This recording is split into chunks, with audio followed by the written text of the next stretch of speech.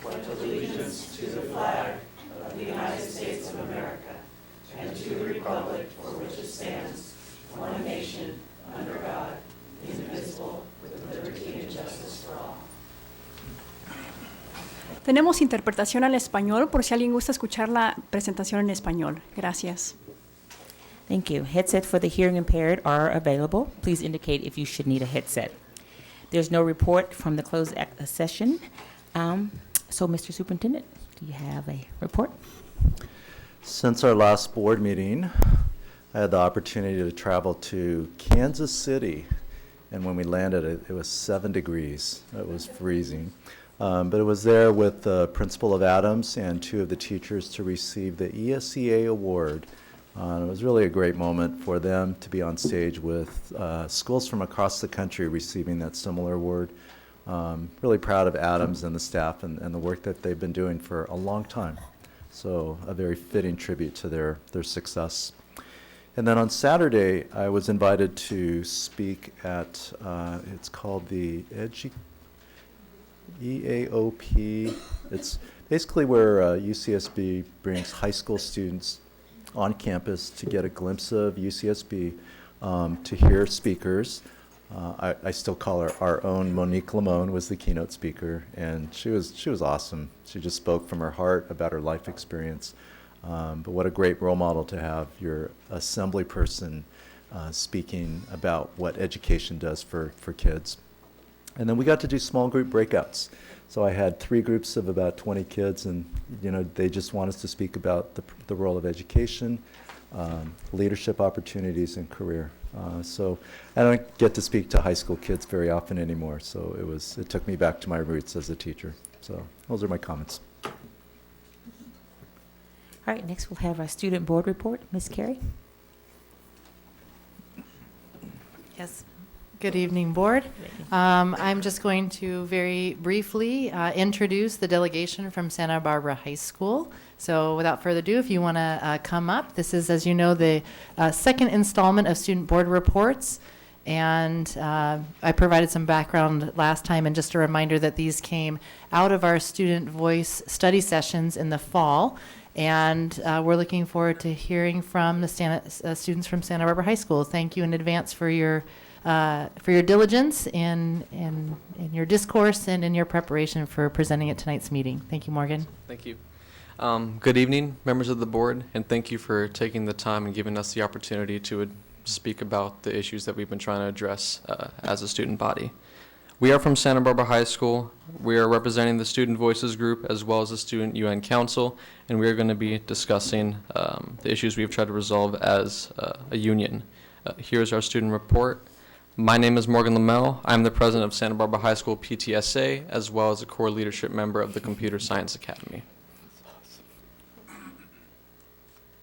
My name is Andrea Gonzalez. I am ASB Senior Class President. I am on the Graduation Committee and the Site Council Committee. My name is Lulu Dunaway. I am the founder of the Student United Nations, as well as an ASB member. Hi, my name is Jake Trimble. I am the stage manager for the Santa Barbara High School Theater Department, as well as a CSA core leadership member. Awesome. We are going to begin with the statement of need and the background of our initiative. Our statement of need is an improvement on the access of educational resources across all academies and throughout Santa Barbara High School in general. Prior to the Student Voices board meeting, conversations had been held between many student groups, including ASB, the Forge, as well as communication between students and administrative staff with regards to student equity and creating a dialogue for all student leaders to communicate with one another. During the Student Voices board meeting, our committee hit these topics on the head and established action steps towards attaining these goals, which my fellow presenters will discuss in the following slides. Around the time that the board meeting transpired, Ms. Dunaway was working with Dr. Simmons to create a way for all student leaders to interact with each other and to discuss the concerns which piqued each student group's curiosity in an effort to form a catalyst for positive change on our campus. Thereafter, both Dr. Simmons and Ms. Carson held a meeting between our two entities where we discussed our common ideas and made a conscious effort to form the newly founded Santa Barbara High School Student UN Council.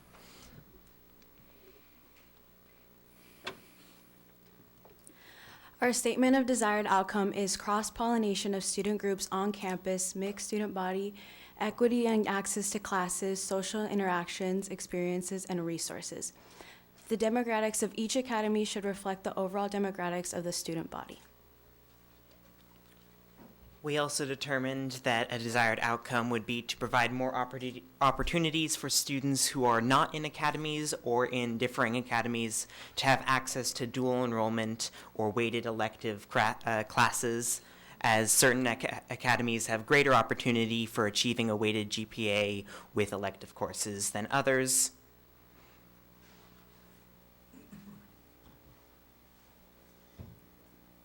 Some of our action steps that we have already taken to achieve these desired outcomes is that we have met with the administration to discuss the concerns of the Student Voices meeting. We have also met with Ms. Carson to learn about the master schedule process, as well as form the Student UN.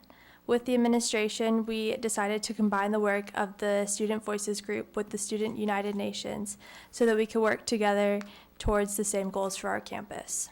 The Student UN Council is a group of all student leaders on campus. The members include, but are not limited to, club presidents, student academy representatives, and representatives from various programs on campus. As a group, our goal is to create an environment on campus where people can address the issues they see, as well as integrate the 17 Sustainable Development Goals presented by the United Nations, and integrate it into our campus culture. We had our first meeting in December and voted on goal number 10, reduced inequality, as our first initiative. Some plans we have on incorporating this goal into the lives of the students on campus is by having Congressman Carbajal come and talk to the Student UN Council about his experiences with the highlighted goal, as well as interview him for The Forge, our high school newspaper. The VADA program will also do an art installation to address this topic. As you can see, we're trying to address the integration of these topics in the program through a multi-layer design.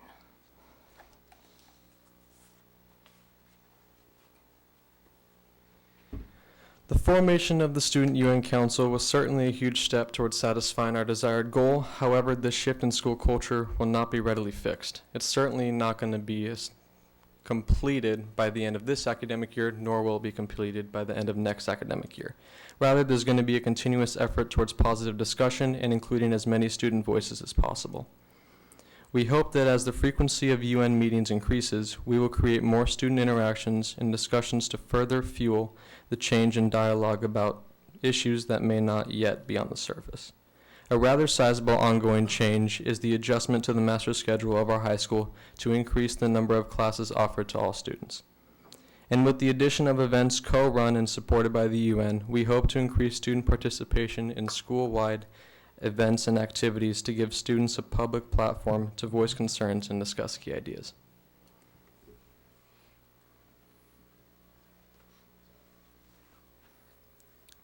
Through these programs, we hope to enhance our school environment by addressing these areas of improvement, as well as increase our individual awareness of social framework through the education and application of the UN Sustainable Development Goals.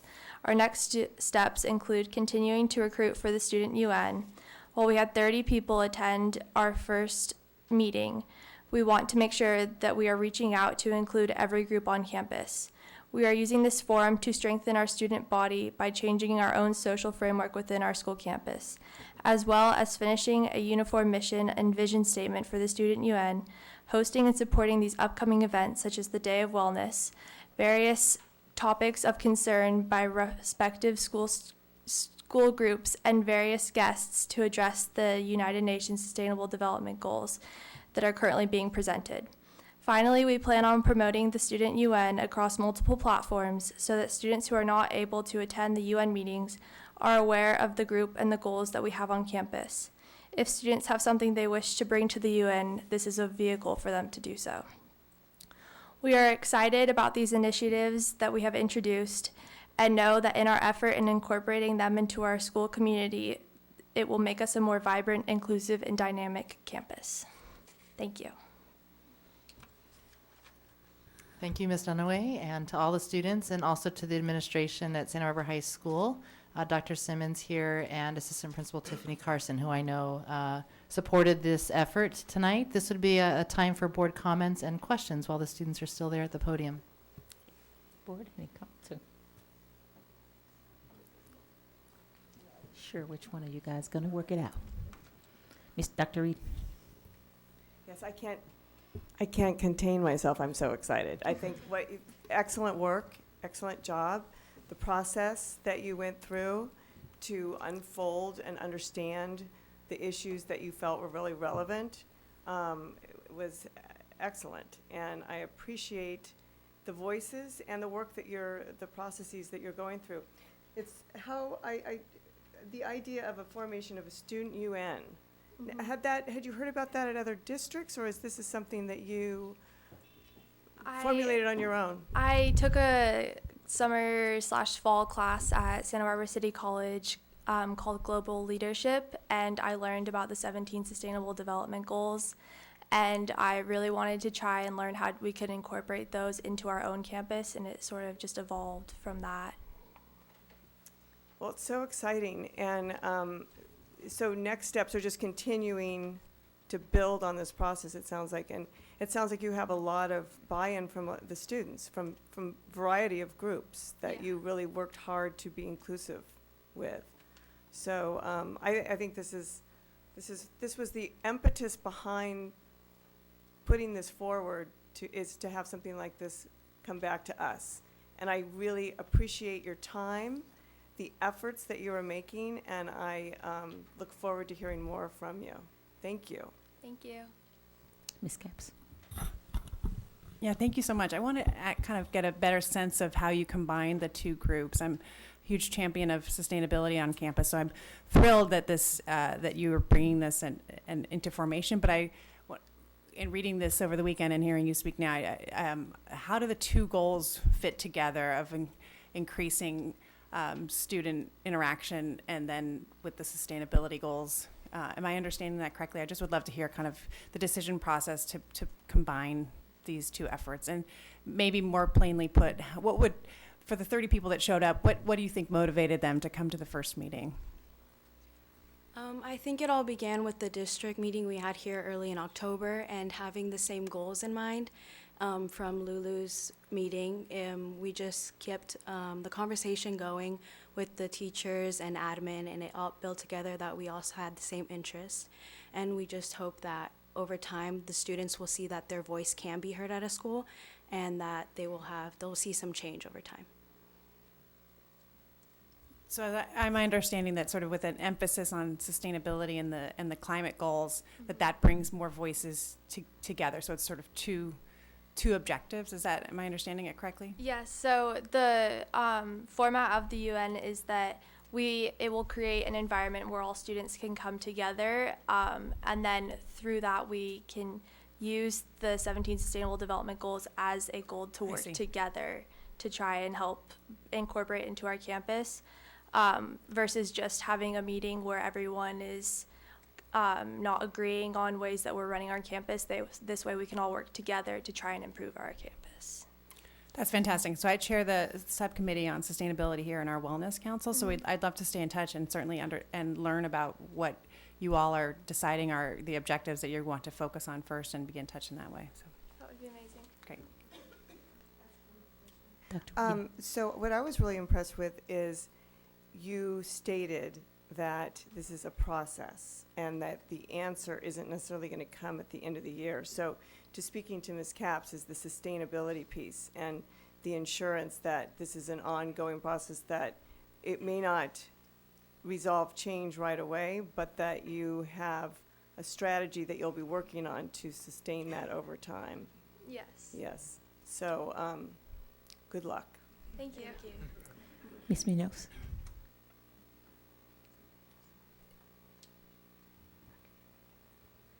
Yes, I applaud, your leadership and the grassroots movement from students. To have 30 at a meeting just to start with is amazing.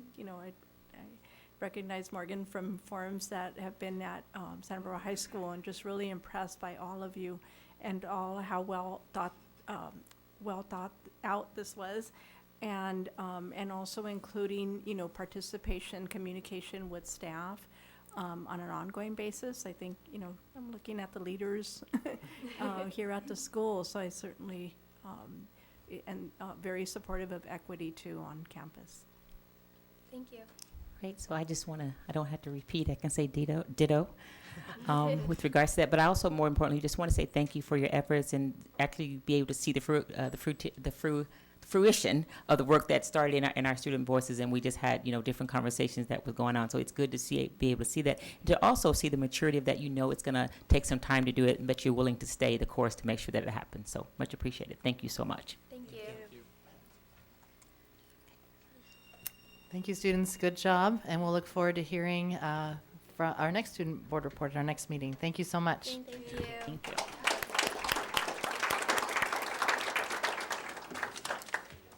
So are there any board comments and or correspondence we'd like to share? Dr. Reid?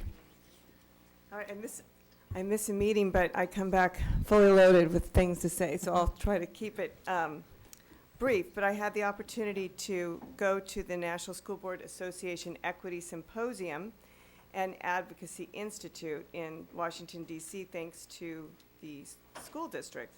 And the Equity Symposium provided an opportunity for me to listen to a variety of speakers and attend workshops that focused on specifically eradicating discriminatory practices, prejudices, and beliefs in educational policy. So it was so great to hear from the student speakers, because it just fits the framework of what the National School Board Association is trying to do in developing pathways to equity. One of the speakers, and I'm just going to give 4 comments that she made that just were really relevant and I think important to hear. Real equity is revolutionary, and own it. And I hear you all and the students owning it. Ask questions of the universe, of society, and then learn to live with those questions and answers. Examine society, try to change it, and fight it no matter the risk. And then her final comment, we are in a revolutionary situation. So essentially, equity is a process, but we need people to stand forward and stand behind their convictions around it. And so it was very impressive to hear these students today.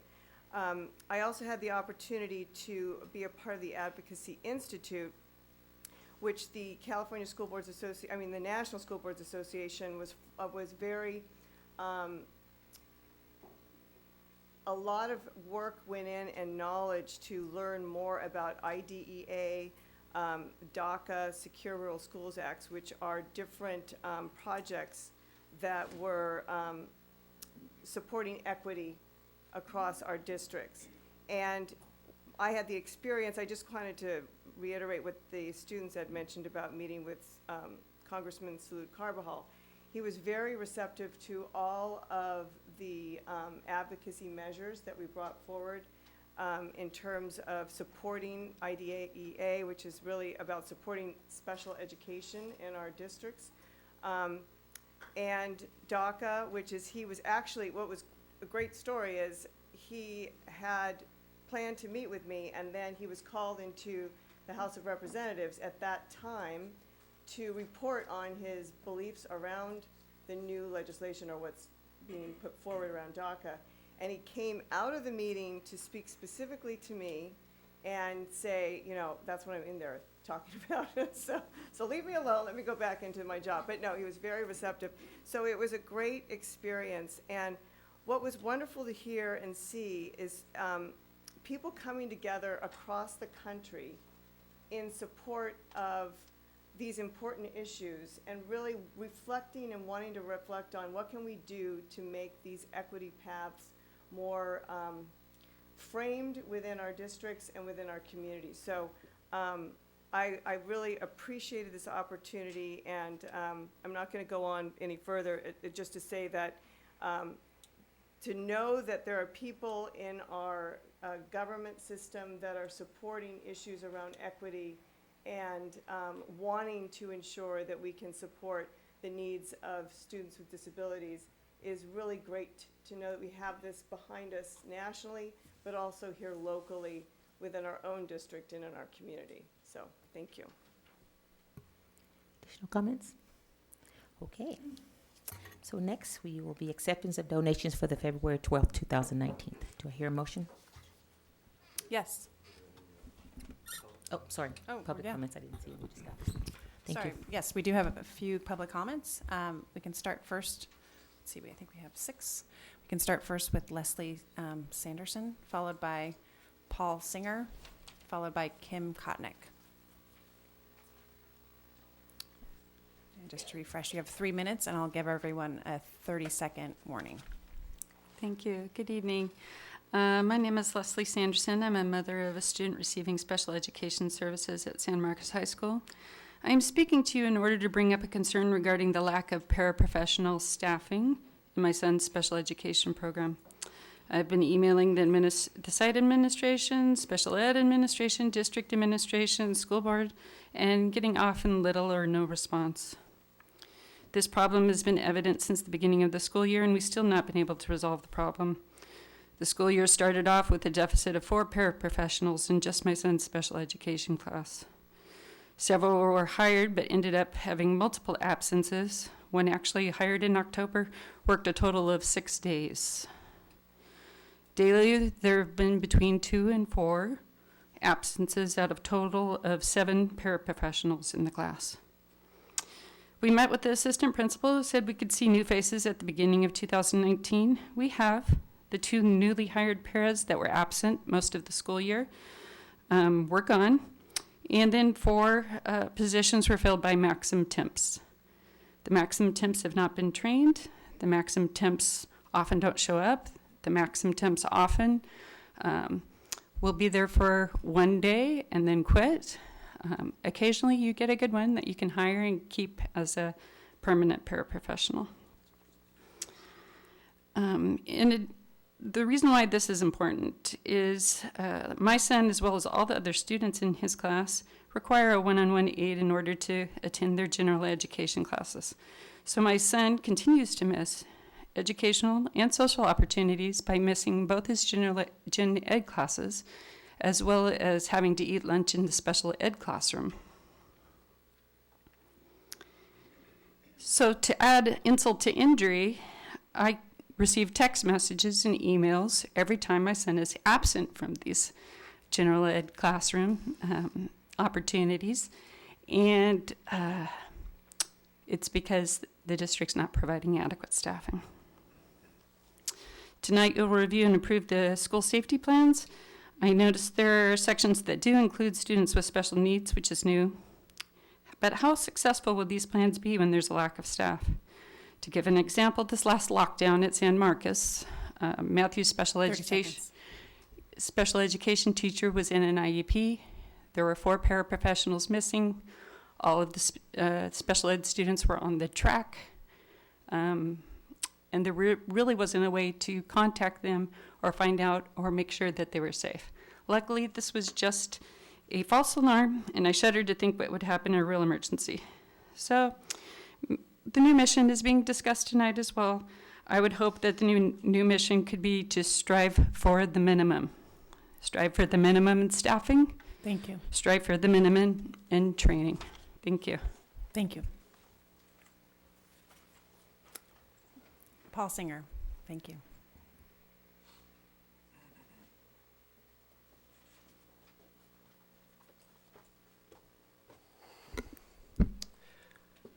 Good evening. My name is Paul Singer.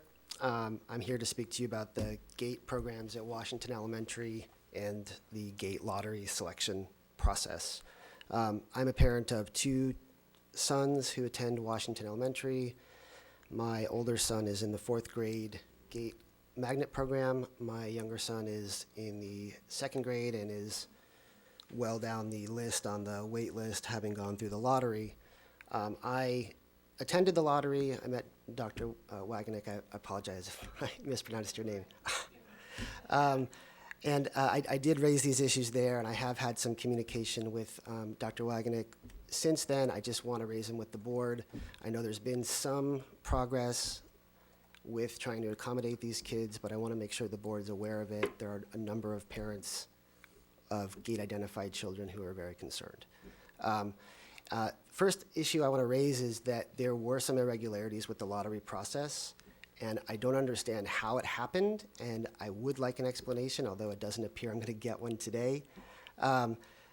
First, there were 42 kids gate identified. Like I said, I've gone through this process before with my older son, and my understanding is that in this past 2 years at least, there was not really a need for a lottery because there was only 25 kids identified, so it was not an issue. This year there were 42, which is such a huge increase, and I'm wondering if there's an explanation for that, whether the standards were changed, whether the selection program was different this year, different than what is published on the district website. I just want to make sure that this is a fair process for everybody, and so I'm hoping that's something that can be distributed to the parents, that question could be answered. The other issue I had what I thought was really strange was that the lottery is essentially drawing out of a hat, right? And so every student's name was on a piece of paper, except for 2 students who were apparently twins, and they were on one piece of paper. I don't know why that would be. It changed the odds, and it put every other student at a disadvantage, and I believe it was unfair. And that's the other issue that I've asked for and not received an explanation, and I would like to receive one. Finally, I just want to make sure that the board I see that I have 30 seconds. I just want to make sure that the board is aware that there are all the parents of the waitlisted children are trying to figure out what is going to happen with their kids, how the district is going to accommodate their needs for specialized education for the gifted and talented learners. There's a few more parents to speak on this same subject tonight, so thank you very much. Thank you very much. And next we have Kim Connick, followed by Janice Z, followed by our last speaker, Kathy Swift. My name is Kim Connick. I'm also the parent of a second grader waitlisted for a spot in the gate magnet. And I just wanted to also bring this issue to the attention of everyone here. I want to thank the people who are already working on it, many of them sitting toward the back of this room, and just say that it would be wonderful if our district and our school could meet the needs of every student who is gate identified. And at Washington, and I assume at other schools too, there are tons of parents who are ready to dedicate their time, their energy, their professional knowledge, skills, financial resources in ways that that's appropriate to help the district meet the needs of all of these kids. And I know that there are some efforts underway and policies in place that require on some level the district and Washington to deliver or devise something that is minimally compliant, a pull-out model, kids sitting at a metal table in the rain with other kids they don't know, and a external resource perhaps hired to help meet this need. And it's possible that a system like that would be minimally compliant, but I'm here to urge everyone to consider something that's more than that, something that's better, something that's more equitable, and also to engage the parent body to help you in this process. Thank you very much. Thank you. Janice C.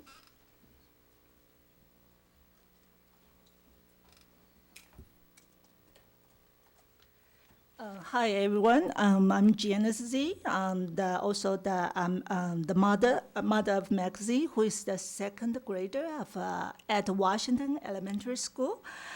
Before I present my issue, I would like to first express our deepest appreciation to you, our MIDE educators, because it's you build up the foundation of our children's elementary education. My husband, Tony Z, has been serving at UCSB, a professor of theoretical physics for almost 34 years. He always comes back home to say you are doing the most difficult and the challenging work to get our children inspired to learn and to learn further. So your work is often behind the scenes. Your work could incredibly change the lives of our children. So we repeat saying that you deserve much more credit than the public recognize. So I came here to raise an issue with our community community friends' support. I regard it as a mistake. The big mistake that the lottery caused to the Washington Gate identified students. They should all deserve a seat in the GATE program.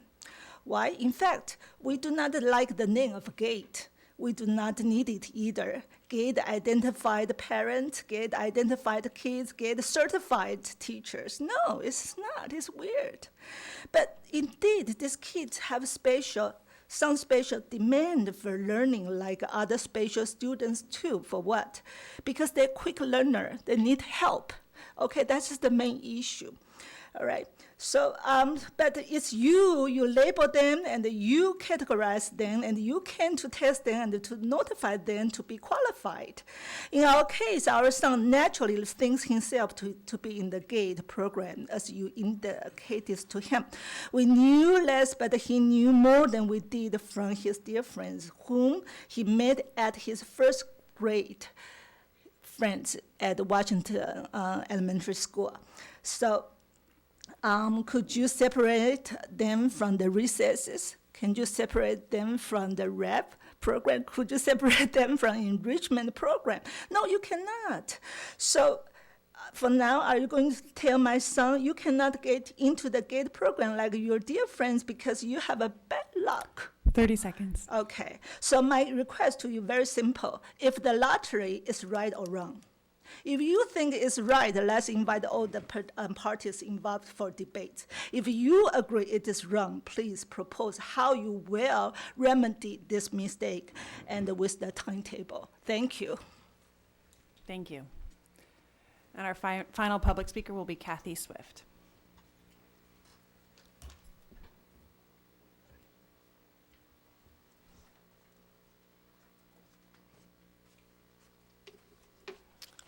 Hello. I'm speaking to a little different item on the agenda. Item number 6, the litigation from Fair Education against the school district and Just Communities. And I'm here tonight as a representative of Ethnic Studies Now to urge the school district to stay the course. We just, passed the Ethnic Studies curriculum, and so we're all very excited about that at Ethnic Studies Now. And we're dismayed by this lawsuit of Fair Education against the school district and Just Communities. So we're concerned that this lawsuit could negatively affect the development of a healthy ethnic studies curriculum, and we want to urge the district to stay the course with ethnic study and continue to foster educational partnerships with the community. Ultimately, ethnic studies is a civil rights issue, and we continue to look to the district for leadership on this. Thank you.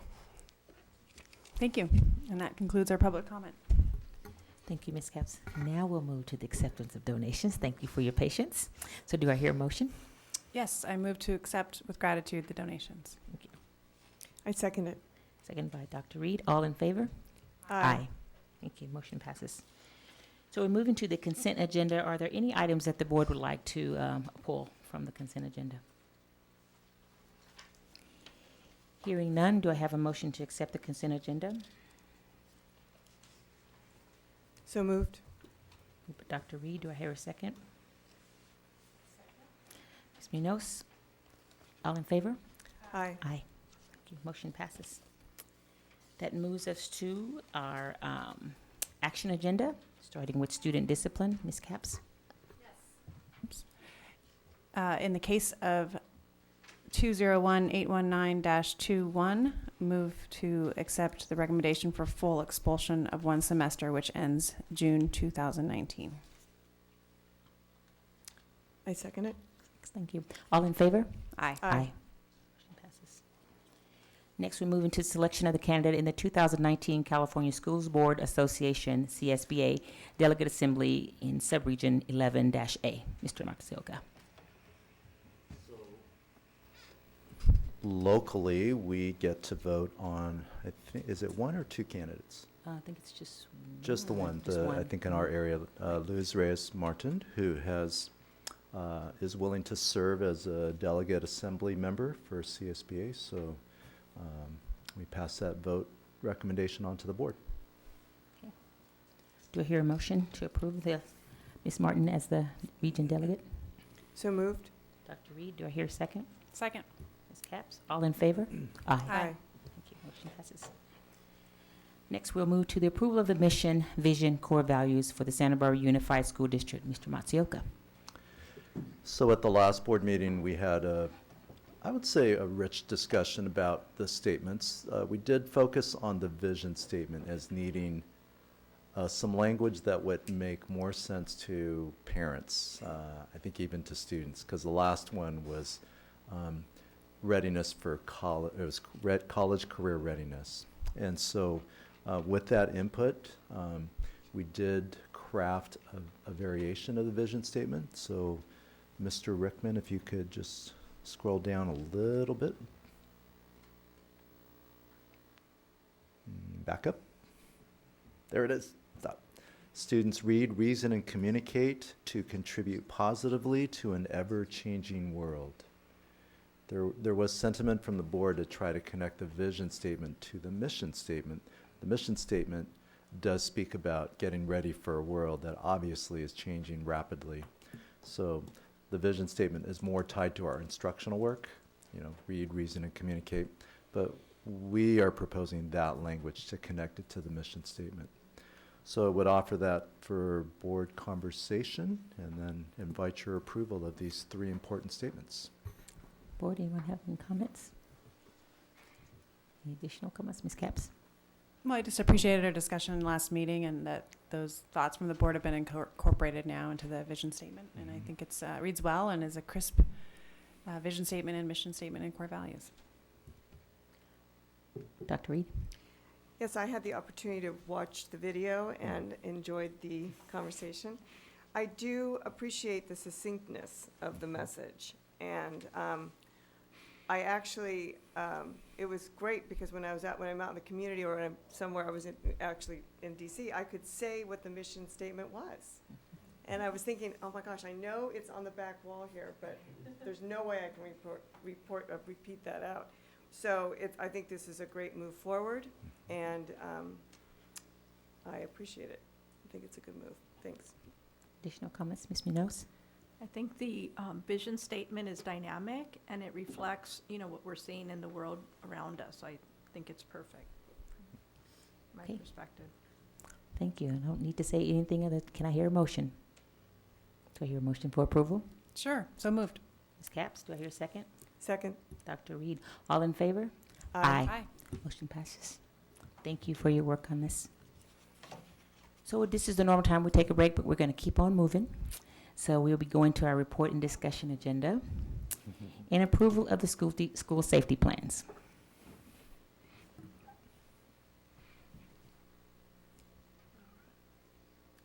While we're waiting, I want to thank all of our principals who are out in the audience. I know you have many tasks to do. We felt it's important for you to be here tonight because there's been a significant amount of work on these safety plans. You have felt it. We have watched you. We appreciate all the hard work that you've put into it. And we just, once in a while, we want the board to see our cohort of principals among us. Sorry, Mr. We have the substitute audiovisual driver tonight. I realize the non-break kind of threw you off there, but we'll give you a little time to catch up.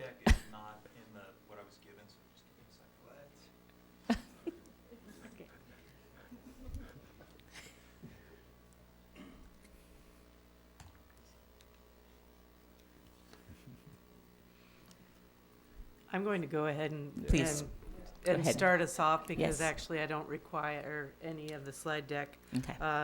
Thankfully, I will take the opportunity once again to thank the board for their commitment to the position of our safety coordinator position.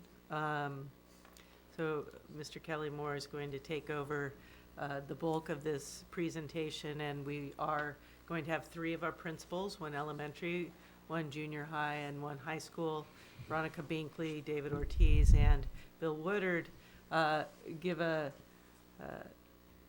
brief summary of the process that their schools have been through, but I'll echo what Mr. Matsuoka said, and it's really, I was sitting here thinking how nice it is to see all the principals here, because this really is, as Mr. Moore has reminded me time and time again, these plans are not an end result. This is a living, breathing document that will continue to work, but there are blood, sweat, and tears in these plans in terms of the effort that went into creating them. So Education Code 35294.6 requires that each public school in the state of California maintain a comprehensive school safety plan that's relative to the unique needs and resources of that school site. So while you will see in the plans that there are many, many pieces that look the same, each plan is definitely unique. It's also required that that plan be written and developed by either a school site council or a safety planning committee from those schools. And those are to include parent input as well as input from local law enforcement agencies. Two of our district core values are to evaluate our work and improve our practices. And the addition of the school safety coordinator has allowed Santa Barbara Unified to undertake the work of implementation of processes and procedures for evaluating, improving, and strengthening our school safety management plans and incident response. And the principals are here tonight. There will be opportunity for question and answer, and I hope that you will take the opportunity to ask questions of any of the principals who are here tonight, because we do want to continue to evaluate that work and improve our practices. So with that, I will go ahead and turn the report over to Mr. Moore. Thank you.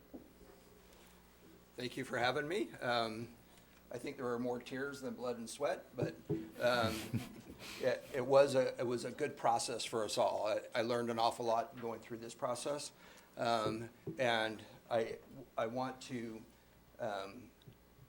relay one of my biggest mantras is we can't do this alone, and we have to touch on every aspect of school behavior, school safety, discipline, and how to respond in that failure of that. And that's what this kind of depicts, is the relationship of having school safety as a general concept. Is we have to have kids that feel safe, parents that feel safe bringing their kids to school. We have to have a safe community, and we have to bring all of these together in order to have a good safety program within our area. So this was the process that I used. I started July 16th, I think it was, doing an assessment of the current plans and what they were. And what I found was a very robust safety plan, and it lacked continuity between all of and standardization between all of the different sites. So with that assessment, we started working towards what do we need and what's the plan and so forth. From the plan and based upon the assessment needs, then we looked at how we were going to train, how we were going to drill and exercise, and how we were going to perform. And then this is a continuous process. So the assessment, we talked with people. I went to each school before the school year started and talked with the administrators, reviewed their plans, and we looked at the types of drills and the manner in which they were being conducted. With that, research that we did with the assessment, I looked at what was needed. And I kept the current plan because that really kind of stepped outside of my area of expertise in the policies and the discipline and creating a safe environment for our kids and our staff. And it ticked off all of the major requirements put down by the state. But I did take two little components out of that, and that was the emergency response and the disaster preparedness. And that's really the bulk of the change of what you're going to see in these plans. So I really fortified the current plan. and we'll look at that a little bit more when we talk about the components of the plans. In an attempt to standardize our responses, we, the board, accepted and implemented the standard response protocol. So we went through some training with that, and to this date, all of the school sites have been trained in the standard response protocols. And in fact, a few of our schools have actually implemented them in real life situations. And I think they're working well for us. And then I added some components that were missing or lacking in their depth. So, like I said, we trained the educators, administrators, and we're working on pushing that down to the students. We did the train the trainer class with the SRPs, the standard response protocols. And I'm working with our emergency responders to train them on how we are going to respond and react to emergencies and trying to put all that together. You'll see a couple of bullet points in blue, and those are things that are still coming towards the end of this year and into the summer. So we're going to be doing some tabletop exercises with the administrations. We're going to start looking at emergency functioning training through the ICS process, the incident command system, and so forth. And then in the summer, in fact, on Thursday, I have a meeting to start the development of a full-scale exercise for an active shooter at 2 different campuses so that we can get the school sites involved with the emergency response and those protocols, and we can kind of titling this exercise start to finish so everyone can see exactly how this would transpire. And then we'll have the full-scale exercises, and then we'll see how we perform, and as a part of that, we'll do an after-action review, which will then start us through that process all over again and have that planning loop, as we say. We'll learn from our mistakes and we'll correct them and keep going. And in fact, we've already started the discussion for refining the plan that you guys haven't yet approved. So that's already gone. So hurry up. So what is the plan? For the most part, it's a living document. It's a plan, not the plan. And what I mean by that, it's presented before you, but it's not going to look the same next year. So it's going to continue to go. We're not settling with this, and we know that there's a lot of things that need to be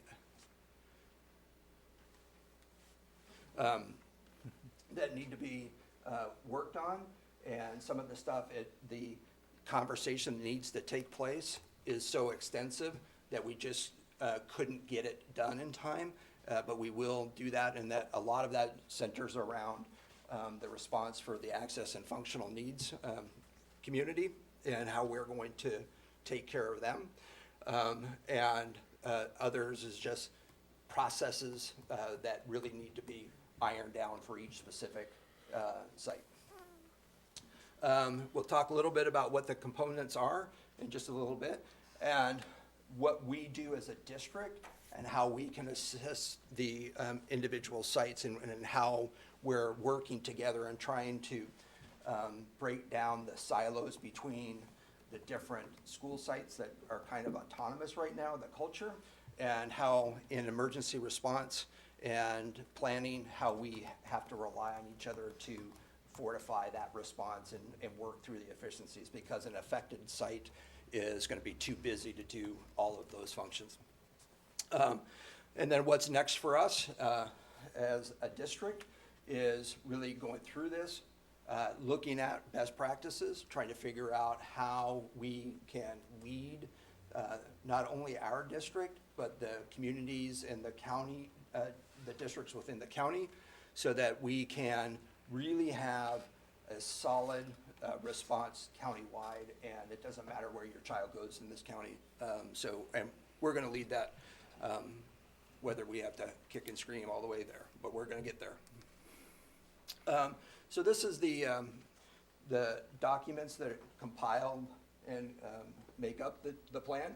So you'll see the cover packet, and the cover packet is generally It includes the table of contents, identify key school officers, some maps, some phone numbers, that kind of things, required signature pages. The school safety plan is the next component, and that's really what everyone's used to seeing as a school safety plan. It's that component with those two little pieces taken out. Then the emergency operations plan, and that's really the crux of what we took care of this year. And attached to that, you'll have the functional appendices, functional checklist, and then school site specific checklist. So the functional appendices are really, how do you do something? Duck cover a hold is one of those. Just as an example, it's really more of a how-to type directional appendices. The functional checklist is those components that you need to do. So in a fire, you need to shut off gas lines, you need to call 911, those types of things you need to evacuate. And it's checklists and making sure you understand what it is that you need to do. And then the school site specific, those are the bell schedules that are unique to each school. The evacuation zones for each school, bell schedules, master schedules, and those types of things for each school. So those are housed there. So what we do and what I do is I gave everyone these templates essentially, and then I acted as a sounding board. So we talked through some of the problems. It would have been easy for me to sit down and just fill them all out. But really, this is a learning process for everybody, and to get buy-in, and so that people understand what's expected of them and get rid of the culture of having a plan just to check off the boxes for to qualify or to account for state mandates, but really trying to figure out what it is that it's expected for us to do. We're holding group discussions. We do that quite regularly. We continue to talk with each other, and then really what we're doing, especially going from our area to the county area, operational area, I guess, is working on crisis communication, interoperability, and this little gem down here that we're going to get this started, whether it's me or somebody else by the time I leave, but we're going to get this going. And this is a school threat assessment response team. And I'm having a little pushback from people, but I think it's more lack of understanding. But we're going to get there. The school side really looks at it as a good thing. I'm having a little bit more difficulty from the law enforcement and emergency response side. But we'll get there with that. And that's really developing a good, solid process so that once we get a threat to any school, no matter how it comes to us, that we have a process that people can feel confident in, and we can make good, sound judgments, and knowing that they're all different. But it's the process that counts.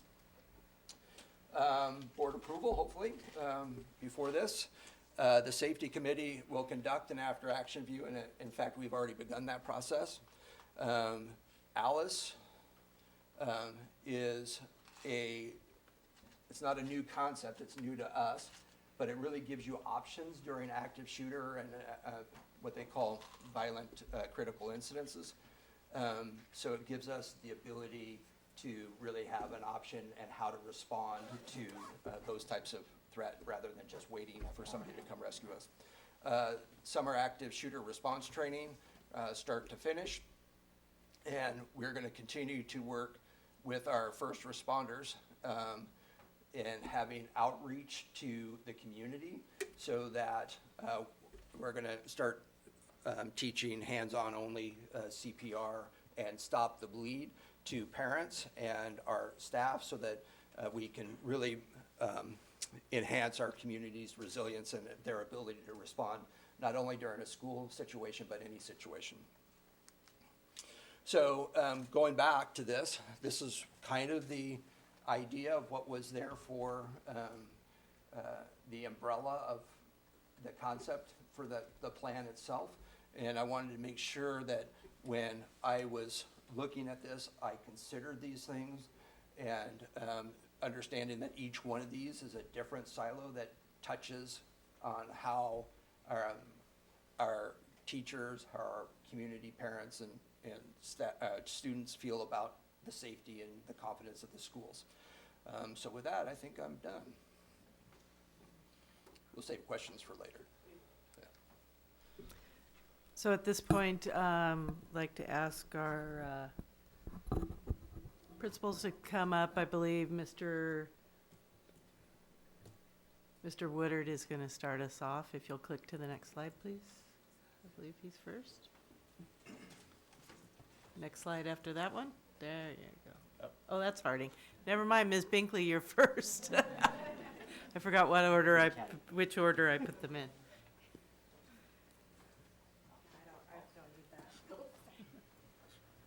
Hello, members of the board, superintendent, assistant superintendents, thank you for having us here. So this marks my 5th year in the Santa Barbara Unified School District, and I've written many safety plans. I will say that our prior practice was not really aligned with each other. My colleagues and I really didn't consult too much on what we had in our plans. Wasn't really aligned with emergency support agency. The safety plans that I wrote had some response protocol in it, and it was taken a lot from other districts that I've worked from. There were regular drills.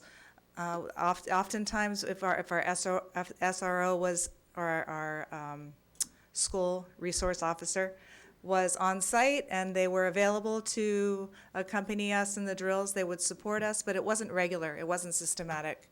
So with this plan now that we have, we are absolutely aligned. The language in the plans are aligned also with our emergency support agencies. The plans are comprehensive. There is an emergency operations plan and a response to protocol with the hazard and threat specific appendices that you heard Mr. Moore speak about. Our drills are specific. The scenarios kind of elicit a sense of urgency. The staff definitely take the drills more seriously. And we are absolutely engaging with our support agencies and our parents. I will say that our safety plan in creating this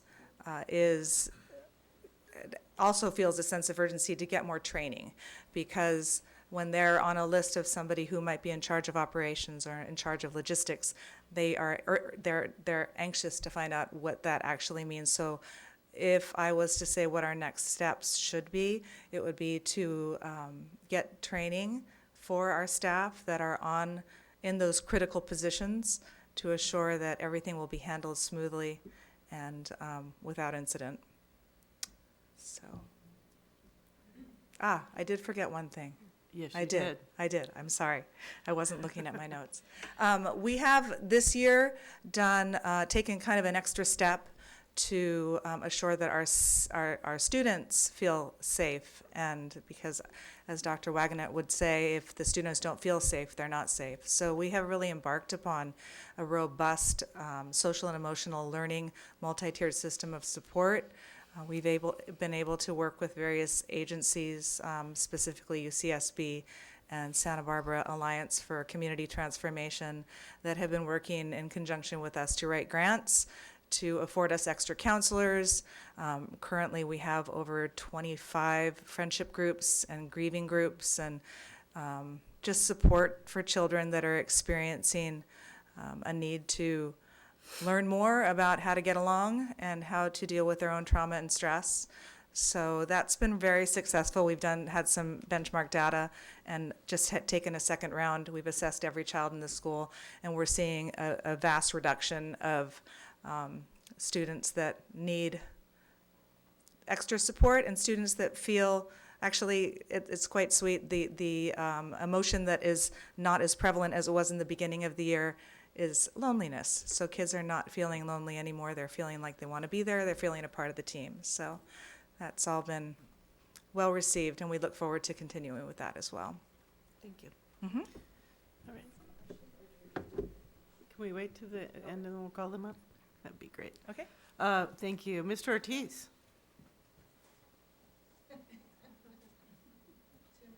They're worried. They should be.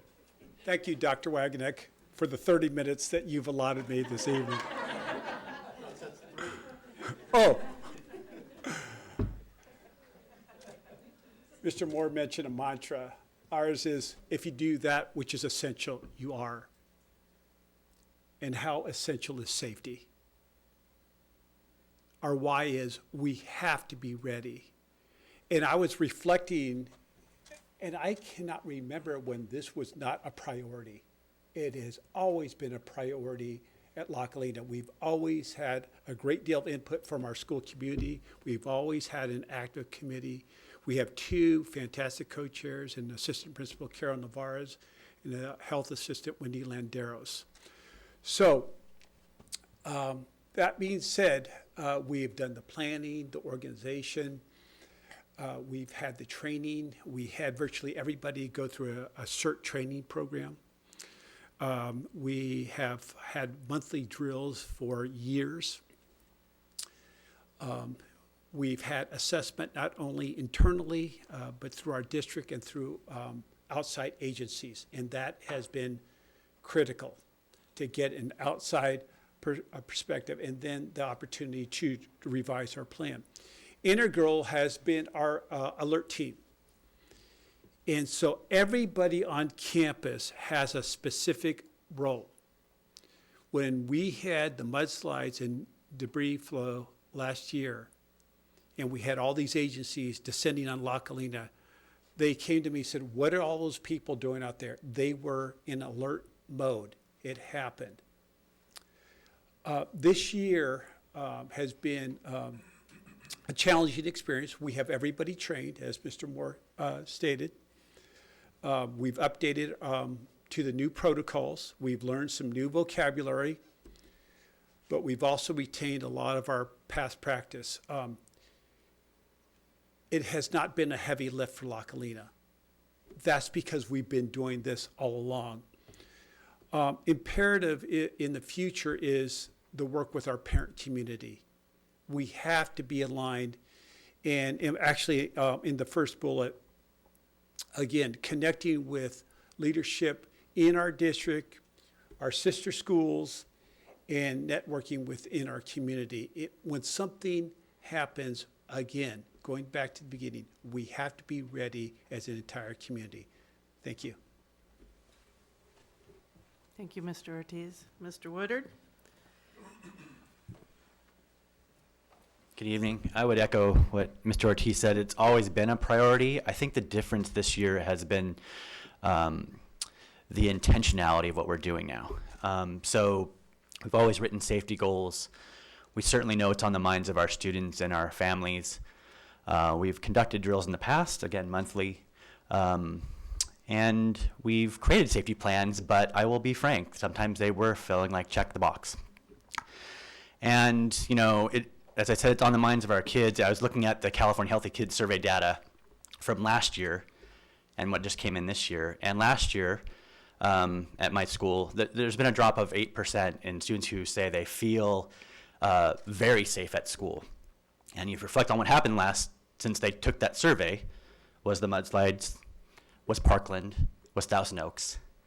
And certainly our students are feeling that, especially our teenagers, I think. So this year, I love that we have district-wide language and systems for responding to our emergencies. The language, the vocabulary is consistent. We're doing monthly drills with scenarios and with a lot more intentionality. And what I like is that they're now being evaluated by outside agencies, which is really important. So either Deputy Hedricks, our SRO, or first responders from the fire department. We wanted to do a drill this year at lunch because an emergency can happen at lunch. We had never drilled at lunch. So I called Kelly and said, hey, Kelly, can you come out on this day? We're going to drill for a lockdown at lunch. What would happen with 2,000 teenagers at lunch? And that was really helpful. He came on right out, and he was there, and he gave us feedback on how that drill went, and that we evaluate our drills every time now to see how we can get better, to improve our practices every time. I think that is bleeding over to our students who are feeling that now. They're feeling that we're taking these more seriously. Our teachers are taking it more seriously.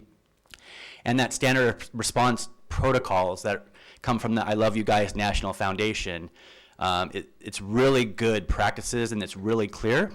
So we're really excited about having that and getting better as we go forward.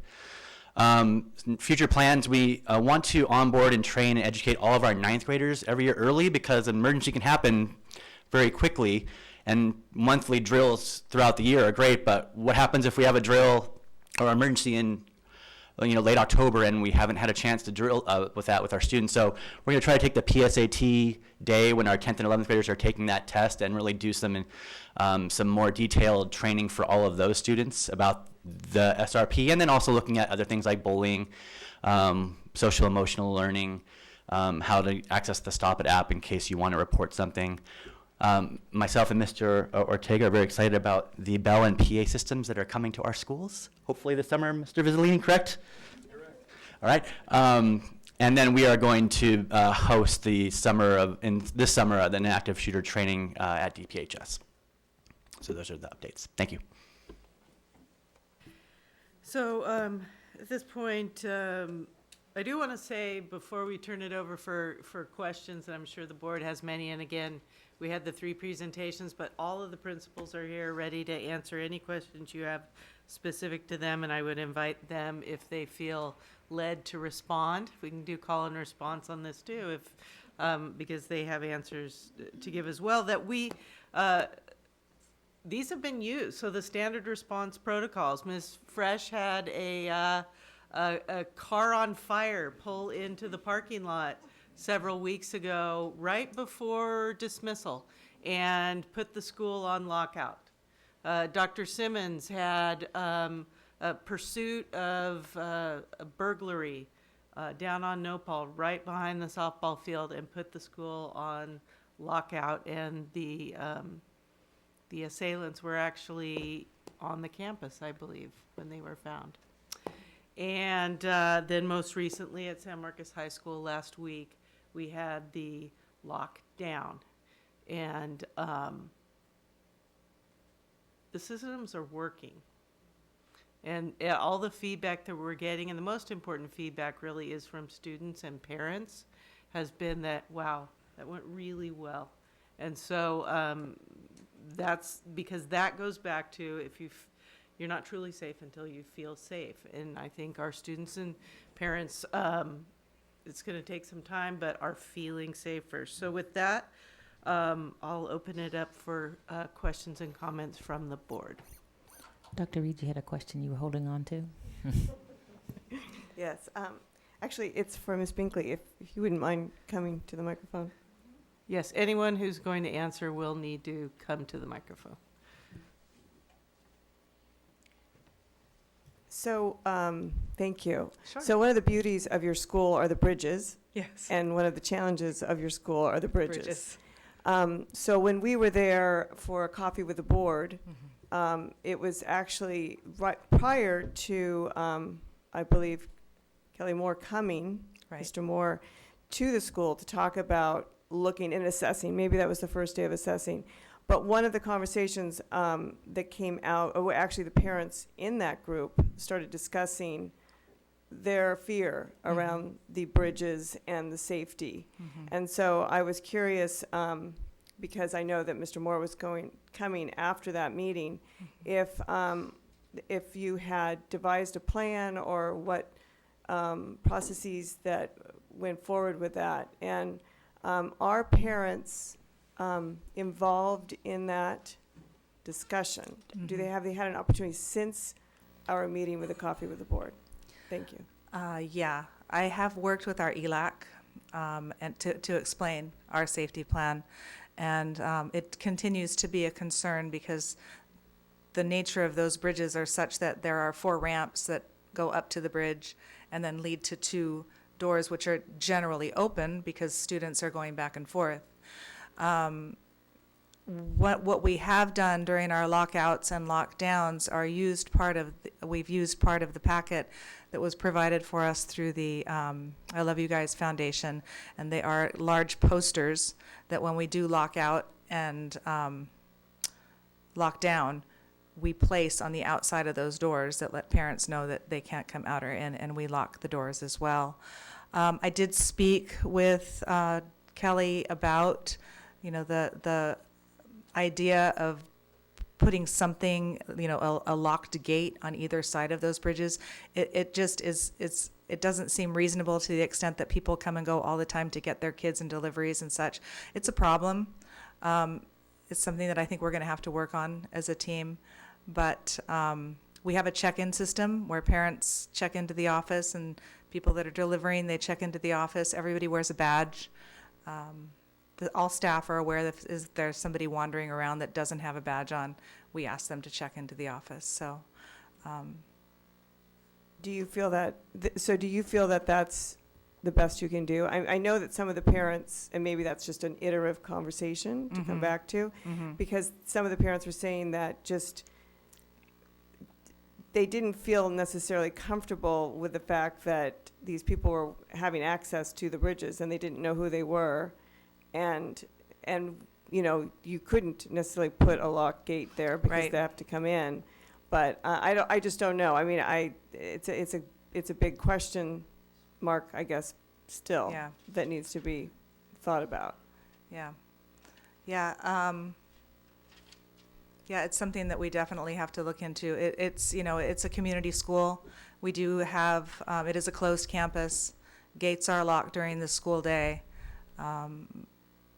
However, students do have to cross that bridge to get back and forth because our cafeteria is on one side and there are students on the other side. And so,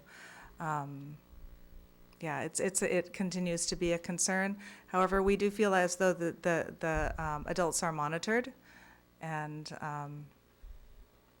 do you have, I'm just curious, would you have something in place where some volunteers could be during the day that would, I don't know, that are on campus, the yard duty personnel? Yeah, that would. Sure, we patrol. The yard duty personnel patrol. They have a walking route that they do, and so there hasn't yet to be a problem. That there's been anybody on site that is not accounted for. So we'll just continue to monitor and work with Kelly to see if there's anything further we can do. We keep our gates locked, and students really stay in. So, okay. Well, I wish I had something more succinct. It's a conundrum, actually. An architectural one. Right. Well, thank you. I just know it did become a big question and evolved into more of a discussion that I was hoping there would be more follow through. Yeah, let me. Yeah. If you don't mind. No, please. One of our biggest challenges and biggest advantages are the beauty of our campuses and the culture that we've allowed or accepted over generations. We have one campus, I think affectionately referred to as 44 acres of freedom. I won't tell you who told me that. But really, security comes down to people, and they're challenging, and they're noticing, and they're reporting what they're seeing when something's out of whack or out of place, and it really comes down to that. And the Harding School, that bridge is actually, I don't believe, it's a city bridge. It's a school district bridge, but it was placed there for pedestrian safety or something because of the split campus. So we own that problem, and the best we can do is train our people to respond correctly and appropriately. So we're getting there. That's a cultural change that we'll get to. Mm-hmm. Thank you, and thank you. I just feel like since it was brought up, I just wanted, and I was right there, have to follow up on that. But I do think that maybe that's something to talk about and continue to, in this iterative process that you're going through, what could be a successful or strategy in placing, maybe there's parent volunteers that can be involved. I don't know, but I would hope that you might look forward and look into that. Of course, of course. Thanks. Any additional comments from board members? Ms. Capps? Well, thank you, Dr. Wagner and Commander Moore. It's sort of a night and day difference of this process, and I really appreciate it. If we all remember, last year, the board sort of reluctantly approved these plans, kind of sending them back to get improved upon, and I read all of them on one afternoon and just felt as a parent like, yikes, this didn't make me feel so great. Knowing that probably a lot of things were in place, but just the plan part of it wasn't as taken with as intentionality, to use Mr. Woodard's phrase, as could be. And so really a night and day difference.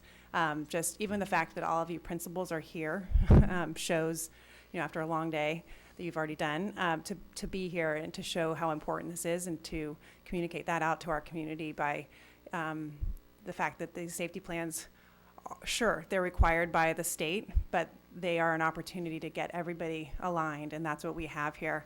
And it feels so much better to know that the plan, which are iterative, actually do mirror and have been taken as full advantage, as is clear by this presentation, to match what's happening and to make sure that the opportunity is not just to check the box because the state requires this and the board has to ratify this by March 1st, but because we're taking this seriously as an opportunity to get alignment. So I have a couple questions, but again, just in that spirit of gratitude, again, as a parent, to know that all of these steps are being put into place for our kids. These are two questions for the principals, and so they're for anybody who feels like answering. But the first would be, from the parent perspective, it was communicated to me last year that it's even challenging to get some parents to participate in these committees, understandably. So I'm just curious if that's changed, or any experiences of parent involvement, if that led to any concrete difference.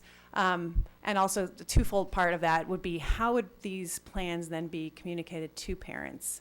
We had some discussion last year about, transparency and situations like that. Obviously, this is all public documents now that we're having this board meeting, which is a good thing. But my question is really about parent involvement, and I open it up to any of the principals to answer. Thanks.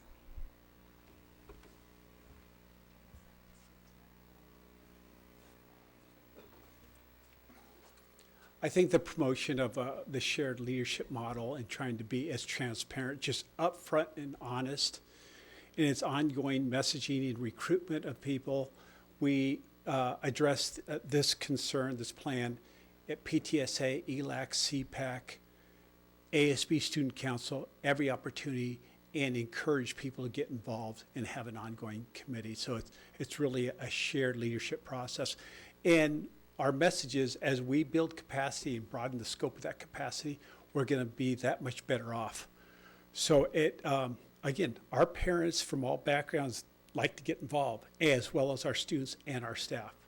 So if you had to name one thing in your campus that you hear mostly about in terms of safety from your parents, what would that be?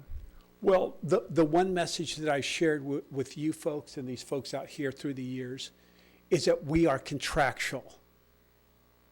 And what I would remind people, if you can establish your foundation and stick to it, be contractual about your plan.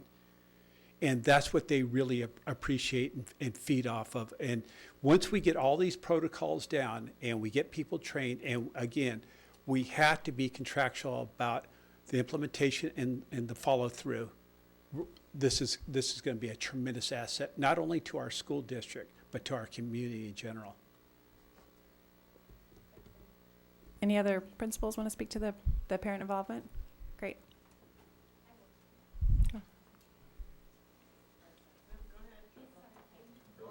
Yeah, more than one's great.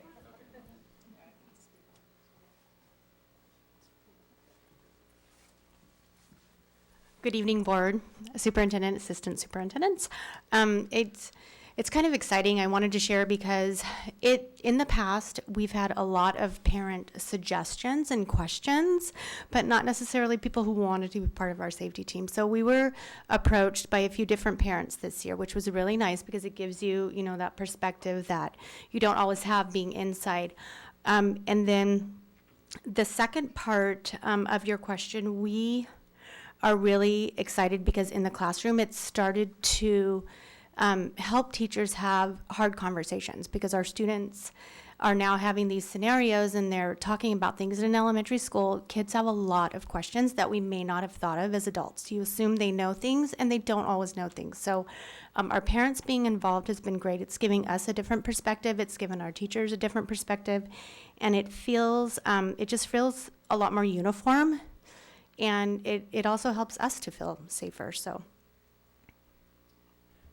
Thanks, Ms. Bazemore. Since I have you up here, so was there during this process, was there something that kind of stood out to you that, like kind of a breakthrough of a new protocol or something that's more efficient now going forward?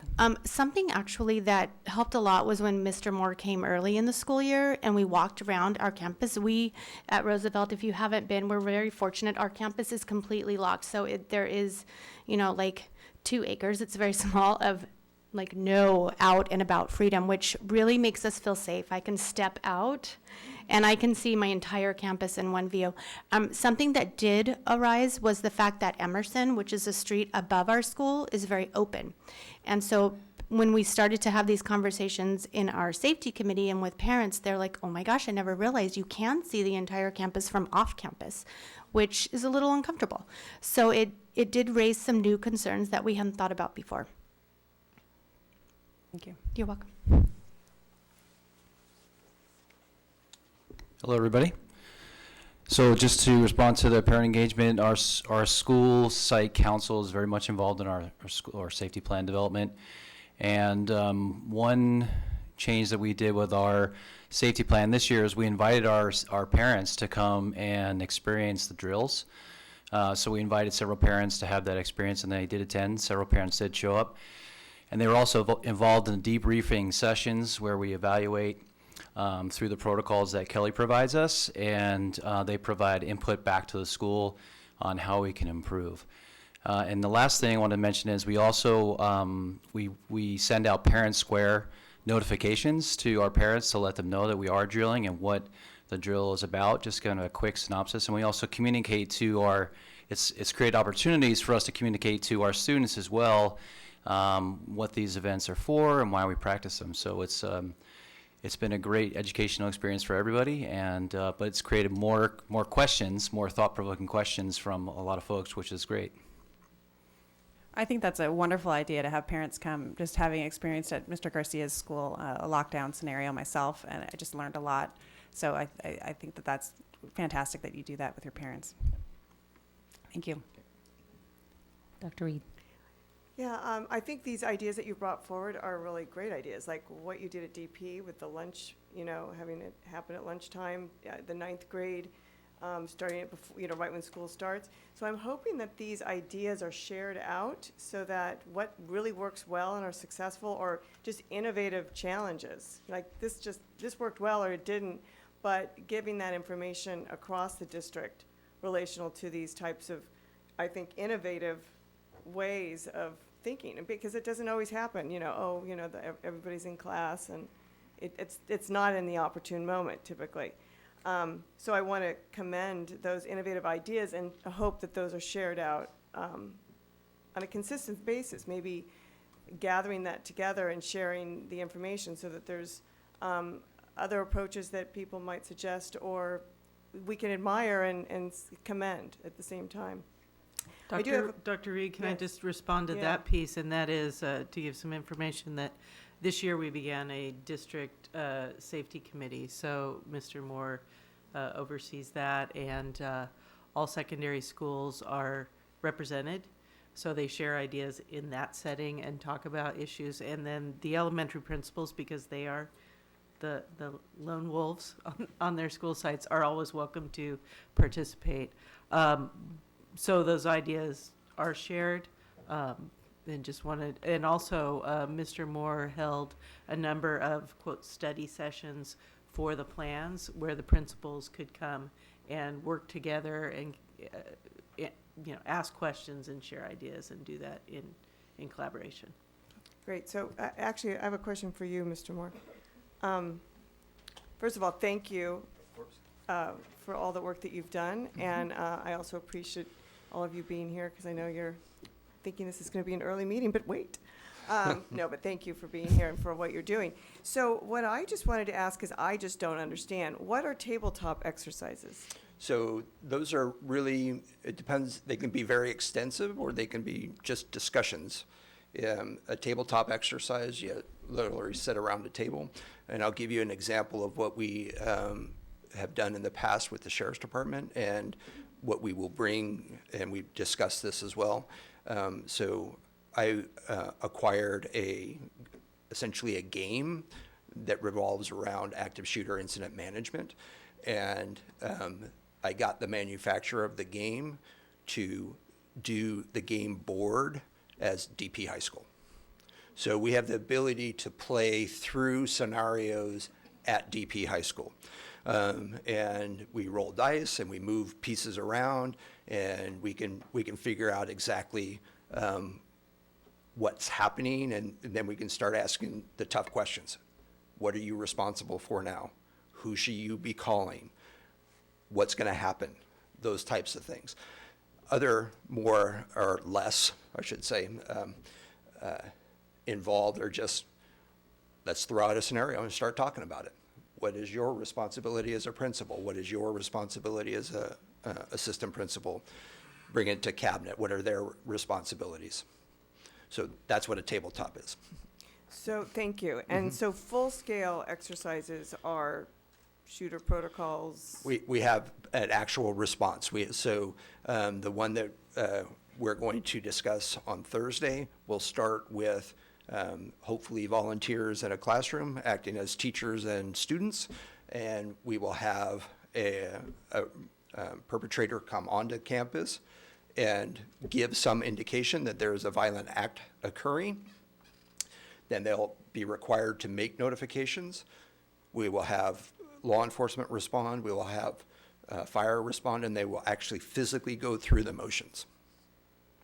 Okay, and one final question, and if you can't, I mean, you talk about this being an iterative process. So what key areas after your assessment of this year, where you are today, would you think that you need to focus on in this cycle going forward? So some of it is just with the structure of the plan itself. It's pretty clunky, but we were bringing a bunch of different components together. So we're going to get that a little bit more user-friendly for everybody, try to bring that down a little bit. But we're also really going to focus on the areas where there's processes that are more involved, and we really have to, as a district, have to have that discussion on our standard reunification methods and those things. Where are we going to do that? How are we going to do it on the campus? We're not, so I'll just give you that. You can answer that one on your test. If you have something happen on a campus, you can't use that as a reunification site. So we'll have to use an alternate site, but we have to figure out how we're going to get our students there. We're going to have to figure out how to get the parents there. We're going to have to do things that right now, currently, the infrastructure that's in place is pretty challenging. So thank you, and I would say if anyone will figure it out, you will, and we are so lucky to have you. We will. The team. The team. We'll go for the team. Thank you very much. Yeah. Ms. Capps? Not so fast. Thanks, Mr. Moore. I just, because we have you here, literally 1 week after a big scare, I was hoping you could speak to what happened at San Marcos High School and what you feel comfortable in terms of, I appreciated your earlier comments that we always are learning here, and we learn from every situation, whether it's a burning car in your parking lot or what we had with a very conscientious student who thought she saw a gun in the parking lot and she did the right thing. So could you speak to what happened last Tuesday and any lessons that might inform these plans going forward or this process going forward? So we've had, San Marcos has already completed the first iteration of a after action review, and So there was some communication issues that were there. I think some of the stuff that I'll first go through what worked very well. I watched the video today. From the time that the student saw and it was very evident on video, saw what she believed was a gun, to the time that there was law enforcement presence was less than 3 minutes. So to me, that's validation that this is working, right? The culture is starting to shift. And so we, over the summer, we had placed several cameras, and we had one that showed the entire incident for the most part, and there is no question that she did the right thing. If we had had 24-hour monitoring, which we don't, and somebody saw what was happening, you would say, I think he's got a gun in his hand. Again, that validates. I didn't go to the school. I went to the command post for the sheriff's side to act as that conduit between the emergency response and the school itself. So we had our interests covered. And so that worked very well. There was some communication. You're playing telephone, so some information gets relayed incorrectly or interpreted incorrectly. So there are those challenges. I will say that in one particular case, the school had information from the command post before the deputies did. So that shows the value of us in trying to get messaging out and getting contact with the teachers and the students and saying, hey, this is where we're at and this is what we think we have. So we're still going to be on lockdown, but we believe we're okay. So just relax for a little bit and we'll still have to validate everything and verify. So that worked very well. Some of the things that didn't work well were some of the teachers didn't take it seriously. And some of the students were literally FaceTiming while this was going on. I think that there were some thoughts that we don't hear anything, so nothing is really happening. It's not real because we're not hearing any indicators, right? We did already put into process to correct the lack of communication about the safety plans to the other ancillary staff, the facilities and maintenance people. We had an incident that caused that to kind of bring it forward. So we're going to train them next week on all of that so that they can expect what's going to occur in something like this and what we expect them to do.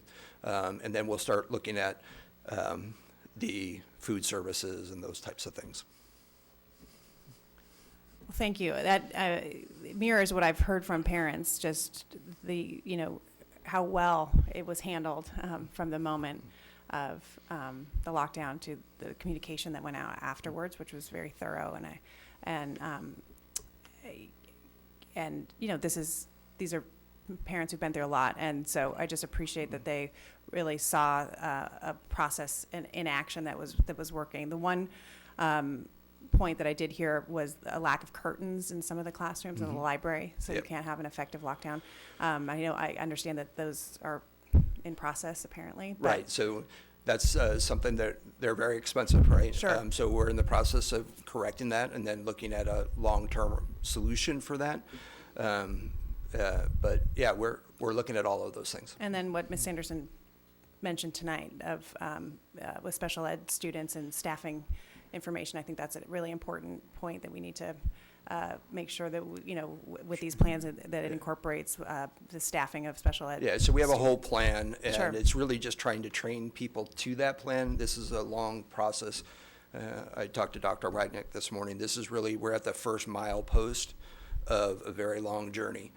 We've taken several steps to get here, but we're still at the beginning of this evolutionary process. We learned a lot from that none of us have ever dealt with. When I say none of us, I mean me. Have ever dealt with was during a crisis from a law enforcement and emergency response perspective, we don't really understand how children and students with special needs, how they're going to react to that. And there were some situations that made law enforcement rethink how they're going to do that. And so we're having that discussion because it's very difficult to literally to contain some of these students in an area for any given time, right? So we have to try to figure a way maybe to expand that area and protect it, but still allow them to have some movement, and so that they can kind of process it at their rate, but still be secured by having force protection around them. Well, thank you. I thought to myself last Tuesday, thank goodness that you're in this job and that we've created this position. And I just want to reiterate that. I mean, in a short time, you've had such an impact. And again, to our principals for taking this so seriously and being here this evening, and all the work that went into these very lengthy plans and the work that is going to continue. I'm just very grateful. Thanks. Thank you. Additional comments? They don't all have to be tonight. We have a long road to go, so. Yeah, just real brief. I value, the participation of all the principals to be here as the new school board member. It's amazing to see this, and very pleased. And the involvement of and preparation for the students, parents, and staff, and the communication, to lessen the anxiety, with safety and mental health needs of our students are foremost of all the students, including, of course, special education students. I think this is awesome to see. Great. I just have a final comment. I seem to be echoing all the comments, so I don't have to repeat those. So thank you, guys. So I just wanted to say that went to the back to school night. Mr. Moore, you were there, and I thought that was an excellent back to school night, upbeat and everything. I think that certainly is because of the fact that it was handled so well and people felt less anxiety as a result of that. But you may recall afterwards there was a parent who was, expressing his fear when he heard what was happening at San Marcos. And what I appreciate is that your just ability to lessen his anxiety by giving very clear and concise an explanation of what we did in terms of that and how it was minimized, because everybody knew what to do. So I want to express that appreciation. And I just want to say that level right there is he was at a gas station essentially when he heard the news. And the first thing he said was, I want to go and take my child out. Mm-hmm. And so as you explained to him, it lessened his anxiety, but it also informed him and educated him that as a parent, if you know what's going on at the school, you can lessen that. You might be still anxious, but certainly there are procedures and policies in place to keep our kids safe. And so I appreciated that. And we also had another, call with regards to, high anxiety of what's going on. But it just feels different even this year. As Ms. Capps talked about this time last year, we're going over safety plans and we're just doing it. But it feels different. I certainly know that has to do with things that has happened in the last year, but it feels different. That's much more collaborative, and we're really taking it even more seriously, but in a way that how do we improve it as we start this first mile, as you said, right, in a long road to go. Yeah, I appreciate that. Thank you. One of the things that we need to really put down as the foundation is having confidence with our staff. Once we get the confidence that we are going to respond appropriately and confidently, and they have very good working knowledge of what's happening and what's going to happen and what I need to do, that will naturally permeate to the community, and the community will have better trust and better confidence that even if something goes wrong, we're not going to be able to prevent everything, right? But if they have the confidence that if something goes wrong, that we will respond appropriately, that goes a long way. So that's what we're in the process of doing because we're still trying to get some of the teachers and some of the faculty and some of the administrators to really kind of buy into this. And that's a process, and we'll get there. But we'll get there soon, hope. And I just had one final comment about the continuity. As students are going from elementary to junior high and high school, they're seeing the same thing, and I think that's really important as the collaborative effort, and we're working together from elementary to high school so that it's continuous. And the parents are understanding it too. Throughout, wherever you're transferring, whether you're in elementary, junior high, or high school, we're going to see the same issues or the same responses to emergencies. Yeah, so a lot of the principals are reaching out to their parents and saying, talk to your kids about that. And when they get notice that we're doing, and we're encouraging that notification that they're doing drills, that the parents say, hey, I heard you had a drill today. What did you do? What's that about? And so forth. So that's part of that whole process. Okay. And I just have one. What is lockout versus lockdown? So a lockdown is. You want to go into a lockdown? So a lockdown is really the terminology is locks, lights, and out of sight. So you lock the doors, you turn off the lights, and you get out of sight. So a violent offender can't see you and can't penetrate or access the area. A lockout is really used more for something that's outside of the campus to keep the kids in and safe from what's happening outside. And a perfect example of that is what happened at Santa Barbara High School. They had a pursuit of some burglary suspects, and then the vehicle stopped or crashed, I don't know which, but they jumped out and ran. So right next to school. So that person doesn't get access to our children, you'd put them in lockout. There's really not that big of a danger to them. There could be. We could elevate or de-elevate or de-escalate that. But the idea is to keep the danger outside of the campus. And in that situation, in a lockout, you could continue with class and your normal business inside the class. Thank you. Well, thank you for that very lively and engaging and an educational conversation. Looking forward to that as well. And thank to each of you principals that are coming out and sharing your experiences with us as well. So I don't think there's any additional comments or questions. So thank you, Mr. Moore. Thank you, Dr. Wagner. Mr. Matsuoka. So the idea for this year was we wanted to give a 2-meeting review. So consider this your first reading. We will bring these back as a list of 17 of them as a single action item. We'll place it on the action agenda. I'm not going to ask our principals to come out a second time. Hopefully your questions have been answered. These plans are not going to change, so they're going to come right back to you, and we hope for your approval next board meeting. I will also comment that I think we all recognize that in Mr. Moore, we have a unique resource. You can just sense his expertise. The relationship that we have with law enforcement is just, it's so good. And so we have been lightly offering him as a resource to other school districts, to the county. He offered a workshop for all the superintendents in the county. And you heard that piece about trying to build a unified team around school responses. And I think Mr. Moore is the right person to build those relationships of communication with law enforcement. So we're really thankful to have him among us. And I'll share really quickly, I had a conversation with the superintendent of Santa Rosa City Schools. And she was doing interviews with superintendents who've had to manage crises. And it's going to be a new doctoral dissertation on her part.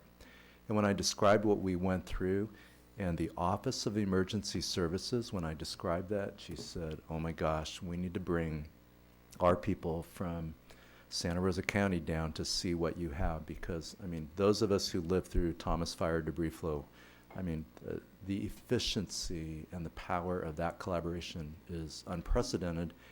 And to have that versus not having that, we would have been in a whole different world. So just know that we in Santa Barbara are fortunate that some people funded that building, and that operation, I mean, they're kind of dialed up right now with the rain. So I would say as a community member, I'm really grateful that Santa Barbara County has had the foresight to invest in that resource. Thank you. So we will now move on to our next report and discussion, the California School Dashboard Local Indicator Report. Ms. Carey, You guys have a nice evening. Thank you. You're welcome to Dr. stay Ramirez. for the LCAP, but What did I do? Dr. Ramirez is Clear the like room. feeling the love right now.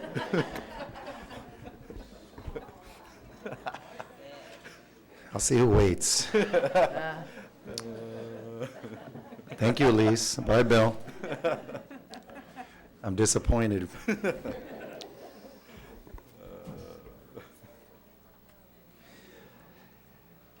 All right, well, good evening, Board. Wanted to just thank you for the time. I wanted to just begin reintroducing this document that you've seen a couple of times over, and just want to continue to loop back to. LCAP is not just an event, it's not just a plan, it really is a set of, it's a document that really encapsulates some of our core values and really the expressions of those core values. But they happen in different events, in different ways, different installments. And what you have here is one component of that. So we wanted to make sure that the board and the public had an opportunity to orient around the different facets of LCAP and different components that go into our work, monitoring LCAP and putting it into practice. So tonight, if you look at it would be the third row from the top, the one that indicates state accountability around California School Dashboard. I just wanted to offer up that there are components of the dashboard that are populated, generated by the state, and that are very forward facing. You've seen that, and we've discussed it here before. We will discuss it again. But there are things that are, right now, there are indicators that we are allowed to respond to and to engage the public and you as a board in being able to account for on the dashboard. So tonight, to be specific, we'll be talking about board priority 1. It's one of 10 total, but we are responsible for 9. And it's for the current school year, 18-19, and it's around basic services. So next month, we'll be talking about priorities 3 and 6. That's our goal, and those will be around parent engagement and school climate. So a very appropriate topic given all this discussion around school safety and mental health as an added component of that. So if you don't mind, Mr. Rickman, going to the slide deck.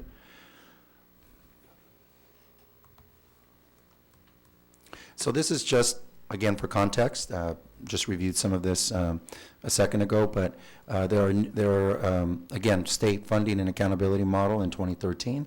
There are 8 priority areas, and actually I misspoke earlier. The 9th is actually having to do with the County Office of Ed. But in this new accountability, the dashboard, even since the system debuted in 2017, December of 2017, there have now been 2 different iterations.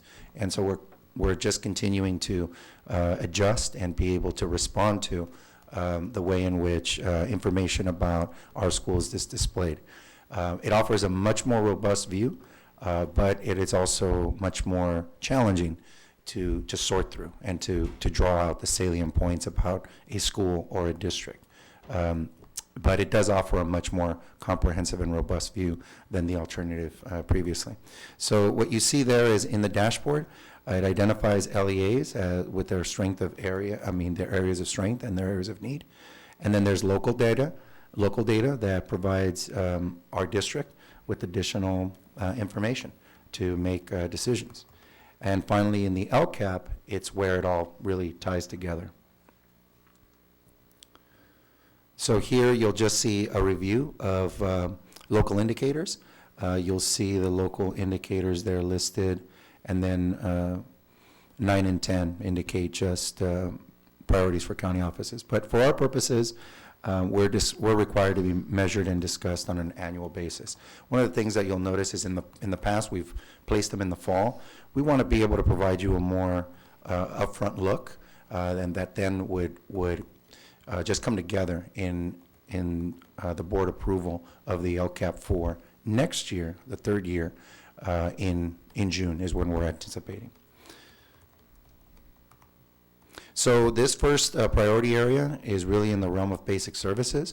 There are components here that Mr. Vizzolini and Dr. Becchio may have some, that have a lot of awareness in and would be able to speak to as well, should the board have any questions. But effectively, these are the three components of this particular area. It doesn't seem as robust, but I can assure you that there's a lot of work that goes into these components just to see what's reflected here. So this doesn't do justice, the amount of work by a number of different departments, including our principals at the school level, in trying to make these numbers populate, if you will. So the first one is around teacher assignments, and it's pretty self-explanatory. It indicates the number of misassignments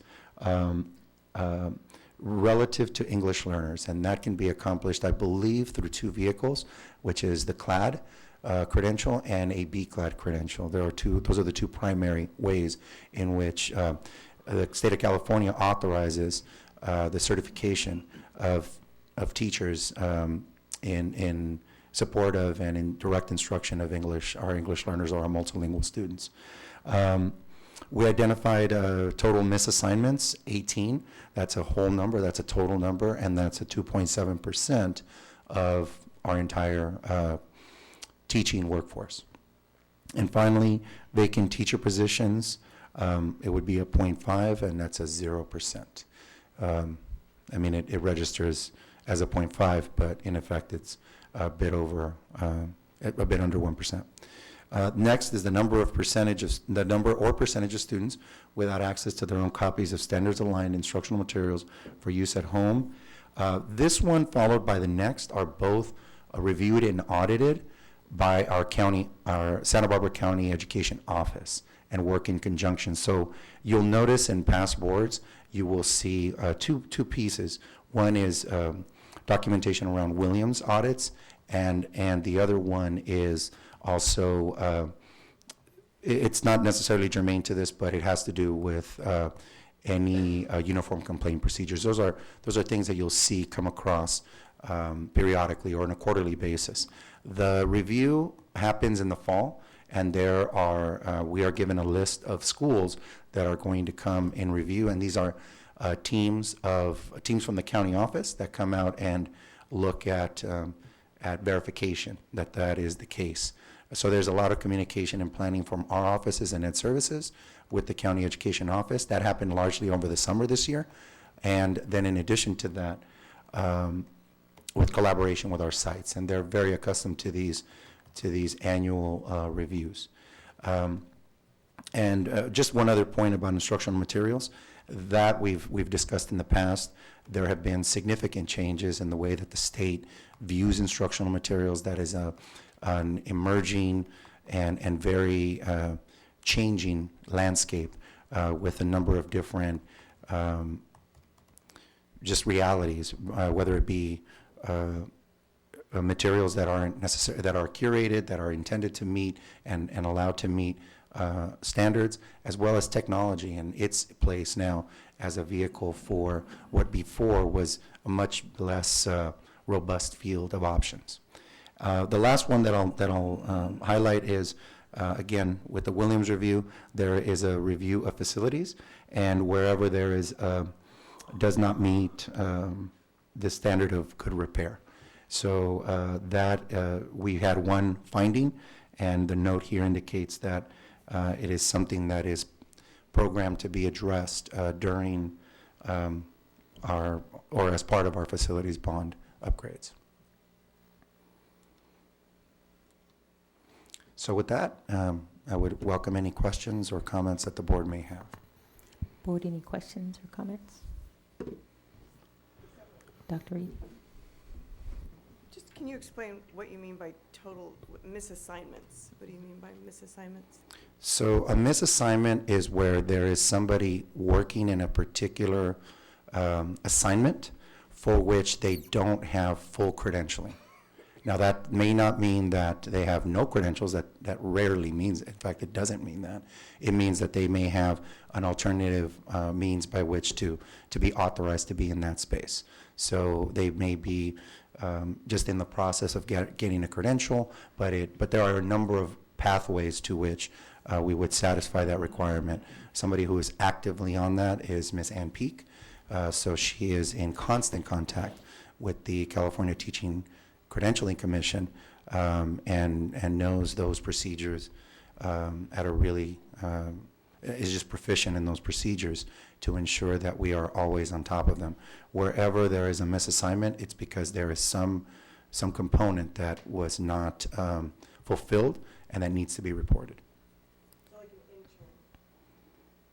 Like an intern position, somebody being hired under as an intern level. I'm not sure if that qualifies, if that's one of the parameters. Perhaps Mr. Becchio can also shed light on some of that.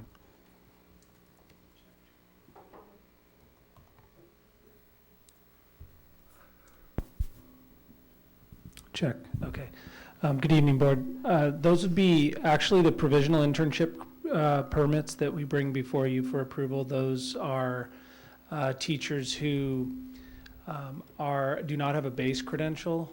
They do have the subject area credits from college, but we do bring them before you for approval in that subject area, but they are not considered an assignment. It's a misassignment, actually. We also have the short-term staff permits where those teachers don't have a full credential, but they actually have passed the CSET, so they have a subject area competency. And then we have we get board approved if a teacher has a base credential, but we're having them teach in a different subject area based on their college level credits. So an example of that would be a math teacher that has a credential in math, but they actually also have units in science from their college career, and then we would bring that before you if we needed them to teach science, and we'd ask for your approval on that. That would be a misassignment as well. Thank you. I just hadn't heard that terminology. So is this a reflection, you think, of the teacher shortage that these misassignments took place? Well, most certainly we see that appear where we are having difficulty filling positions with fully credentialed teachers, and so yes. So I just had a question. That's kind of misleading because you're not just going to intentionally misassign someone. So can that be restated? Sorry about that. That's correct, and all those come before you for approval. So Yes, but I don't think we're thinking we're approving misassignment. So I'm just saying that's just kind of misleading. Wordsmithing, but I'm just saying. Yeah, I believe that's probably state language. Is that part of state language? Yeah, Well, yeah. It is, and it is. This is a way to just indicate to the community that, as we're having this discussion, that there are moments at which, or special scenarios where there may not be a teacher that meets the same credentialing threshold that other counterparts may. But of course, what Dr. Becchio had alluded to in terms of our intentionality behind ensuring that there is subject and domain-specific competency, that is really the work of HR in terms of finding those right matches. But there are conditions beyond us that preclude that. But that particular terminology is commonplace and is part of how we're expected to report out those discrepancies. Yeah, that's kind of like learning that the first year I think we were talking about sun shining. It was like misleading. Yes. Oh, just shedding light on something. So now Yes. you're just saying that they're just not, fully credentialed. So Sure. we just make it plain language. Sure. But the one question that I had was with regards to the facility that was found not to be in good repair. Is that just on a regular schedule as part of the upgrades, or is it an emergency fix?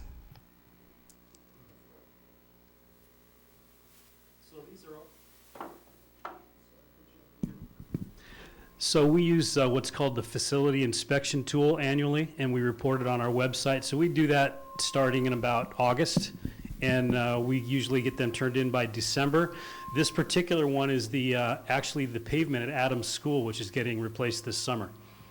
And that's the only one that we had. And so those good repair standards are a state standard, and it's a little misleading also, because to not be in good repair means it's not working at all. Right.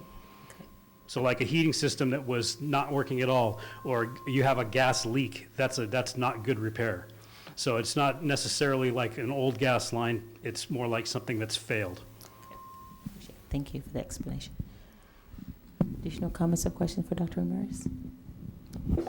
I just had an additional comment about the credentialing and something worth noting. I just noticed in the documents that you were provided, there is a decrease of 50% of that misassignment in credentialing. So that's not something that I was aware of. I wasn't in this position last year, but that's really significant. And I think as we start our hiring practices early, I know that's something that Superintendent Matsuoka has brought to our district, the priority of hiring early and getting in on the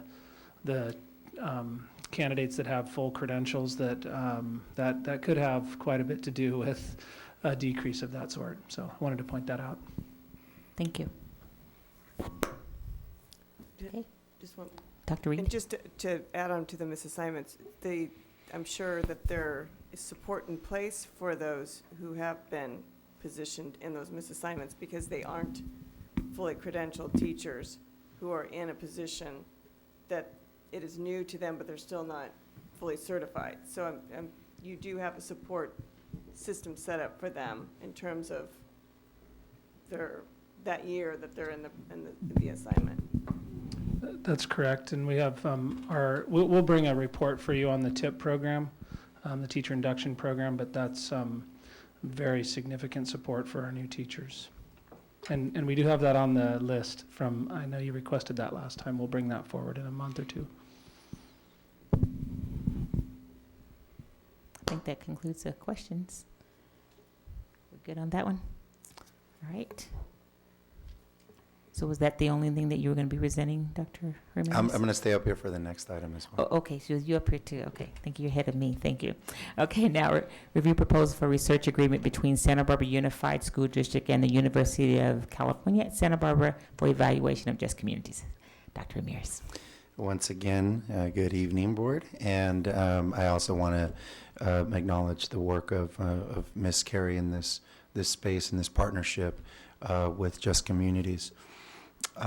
So just to bring, the board and the public back into, for some context, in the fall, as we were discussing from the outset, the opportunity to re-engage in a contract and in a partnership with Just Communities, there was a board desire to find an evaluative component to understand where the successes stood, what was the progress. There were opportunities here to live up to that priority of evaluating our work. So what you have before you is initial attempt to do just that, to bring that forward and make sure that we are looking at our programming, looking at ways to improve. One of the things that I wanted to highlight from the outset is that this level of evaluation is different. I think it's important to note that there is a continuum of how to evaluate work and how to inform our practices. And in this case, we are talking about a research level evaluation, and that does set it apart from many of our other internal evaluations because of the level of thoroughness and the range and scope of this particular work. The other thing that I wanted to point out is that you'll see in the documents that UCSB is our partner on this. We had the opportunity dating back to early part of last fall to talk to the dean, to talk to their staff, and Dr. Guillermo Juan is here, and I really have to credit her for her work behind the scenes in developing this research design, because it is not easy. It is not easy. The scope of it is very difficult to tease out impact and so what you have before you is an attempt to do two things. It's to evaluate our work, yes, but also to do so in a time period that allows us to do so in a more expedited fashion, because this work, as you know, it's a lot about mindset, and there isn't an immediate opportunity to see it play out in some of the metrics and quantitative tools that we readily have available. But nevertheless, there is an opportunity to measure its growth and measure its impact. So I just wanted to put that forward as a way to frame this particular discussion. So in a moment, we'll go through the presentation, and should you have any particular technical questions having to do with the research design or the partnership with UCSB, there will be an opportunity for Dr. Guillermo Juan to offer up her thoughts in this as well. So we'll just start again with background and context. The partnership, or the purpose of this particular partnership, is to support our staff in becoming a culturally proficient district. And by this I mean the partnership with Just Communities. It's now been a more long-standing one that has gradually increased over the years and sustained over the years.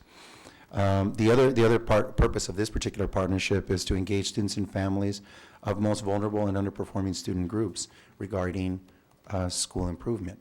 We ultimately want to see equitable outcomes, equitable access, equitable opportunity for all of our students, recognizing that there are gaps that I've identified, some in fact that have been addressed earlier tonight in the presentation that came from our very own student leaders at Santa Barbara High School. Our programming, Just Communities has been a provider and a partner since 2005. Granted, the programming may have looked different in size and scope and scale, but as particularly on the onset of the LCAP, there was a huge opportunity to really lean into this kind of work, as we were now called upon to measure things that we had never measured before, or as we availed ourselves of information and data that we previously did not have. So there is a nexus between those as well. The programs are offered for students, staff, and parents. There's different programming, although the bulk of it really resides in our IEE, is where the main emphasis might be. And the content is based in social science and interdisciplinary educational research. Evaluation efforts, we did want to acknowledge that there have been prior evaluative opportunities and efforts put forward. Most recently in 2013 and as a third-party evaluation. Now, a lot has changed since 2013. A lot changes in 5 years. So it was appropriate to revisit this now at this juncture.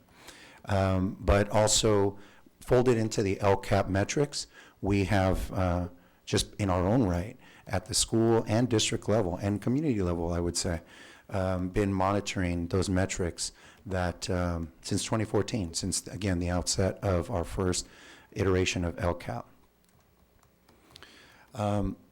Transitioning here to the evaluation design, I won't go through every point by point, but the purpose broadly is to evaluate the effects of Just Communities programming on students, staff, parents, and schools within SB Unified, within our district. You see there the guiding questions, and this is what starts to give way to some of the complexity, the individual and school level characteristics of students who participated and compared to those that didn't, as well as the direct impact of student participation. Those are very difficult to tease out. Not all of those, again, are reflected in our metrics, but they are certainly felt.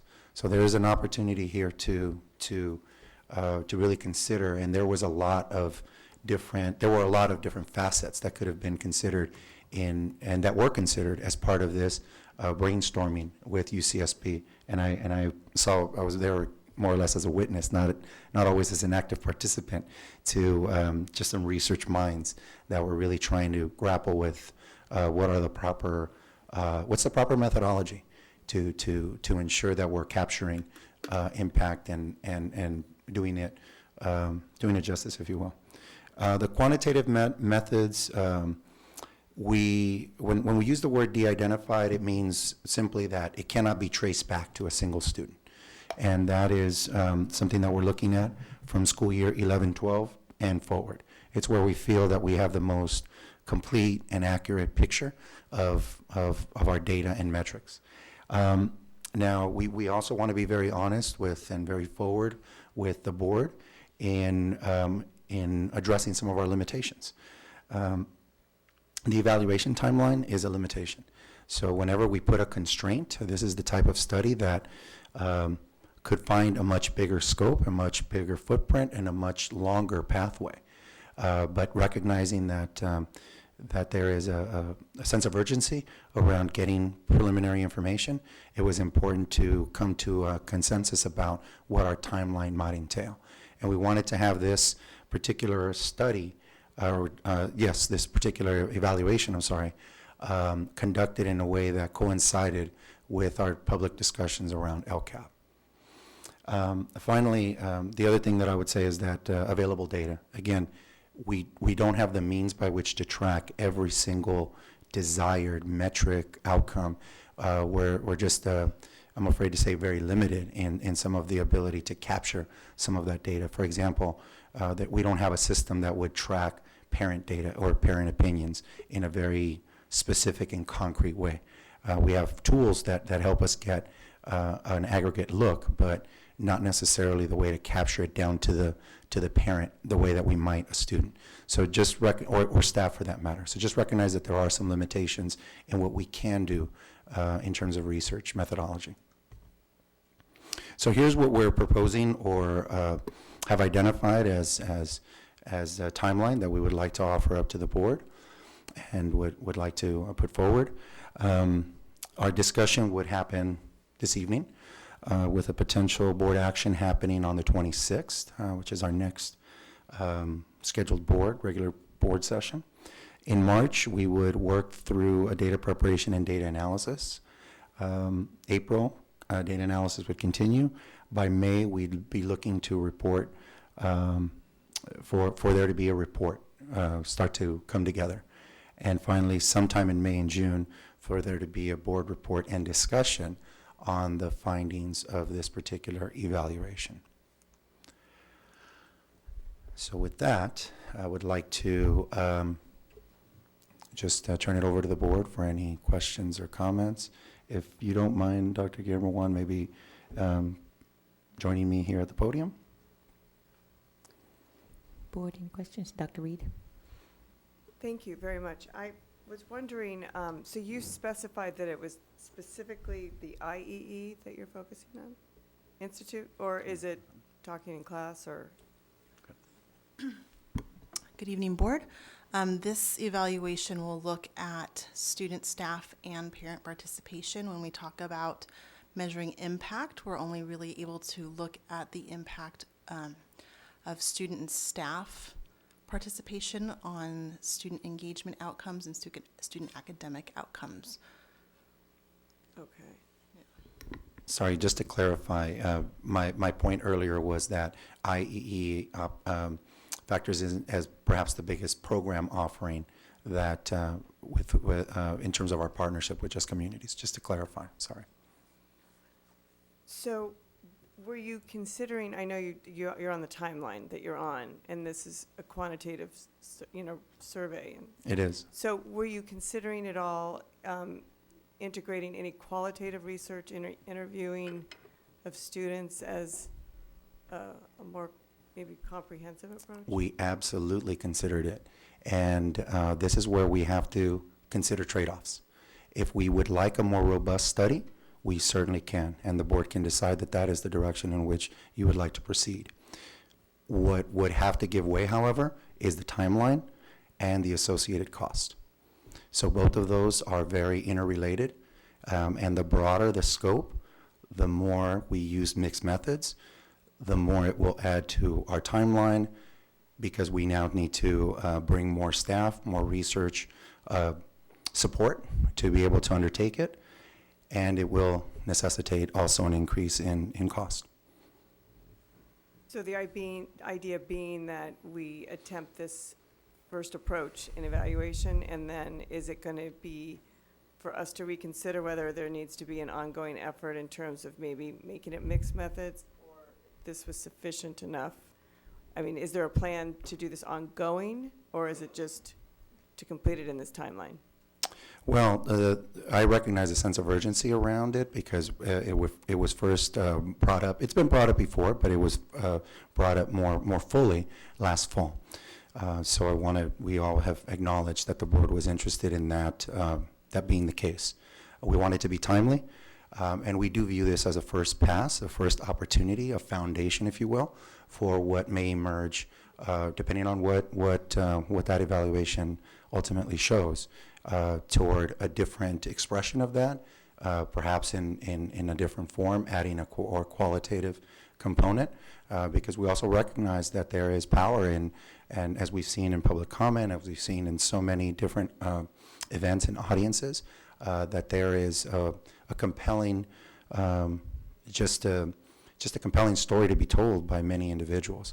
But for our purposes, right now, we did want to be timely and use this as a foundation, as a start, as a solid start to perhaps what may emerge in the future, should there be a desire to also on the part of the board to move forward in that direction. So I appreciate that. I just know that this particular program is all about interaction and communication and connect, and the processes of that. And really, that's the essential piece of it, right? The understanding and communicating feelings and sensitivity training. So I guess I would want to know, I guess I understand we're in the timeline, and I certainly appreciate the evaluation going forward, but I do think that that is something to consider perhaps going forward, and maybe we can reconsider that at the end of this evaluation. It's just that's the whole key to Just Communities. It's hard to do that in data surveys. Mr. Matsuoka. Can I interject a question? This is really going to go both directions. So if we do this scope of evaluation, does it make sense to then add on version 2, which is the mixed methods, the interviews, the longer process? Is that kind of creating an artificial separation from a research evaluation standpoint? Or those two could, they could be sequencing? Okay, so that helps with, I was going to propose. So I think we all understand from the board's perspective the need to do this evaluation. But I also am now recognizing that, talking to people in interviews would be a big part of evaluating the mindset shifts and such.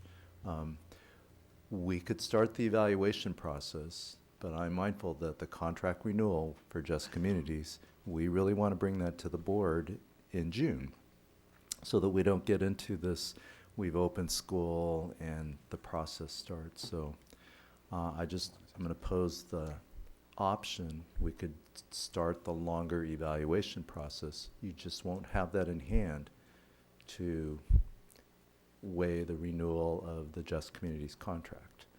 Hearing the evaluation response, I think we could do the shorter one, have some data to do program evaluation at least by May, June, and then ponder the contract renewal. And then if we want to extend, then we could do the longer study. Yeah, and I would like to have Dr. Yermawan weigh in on this, because just to validate your thoughts, we absolutely recognize all of those components are lend value, and we want to be able to capture that. And it was very much a part of our initial discussion. But I'll turn it over to Dr. Yermawan to be able to provide her thoughts.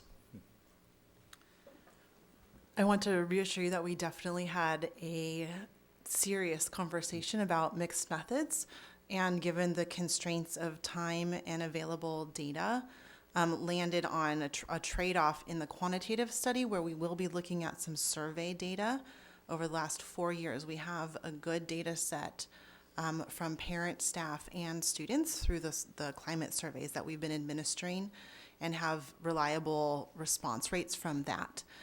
The limitation in that data is that it is completely anonymous, and so it cannot be linked back to student records, which we would then de-identify. So the trouble with that is we can't then statistically measure impact on things like student perceptions of teachers, say, respecting students or the relevance of curriculum, or students' perceptions of their interactions with peers. The very things that you've mentioned that the work with Just Communities aims to impact.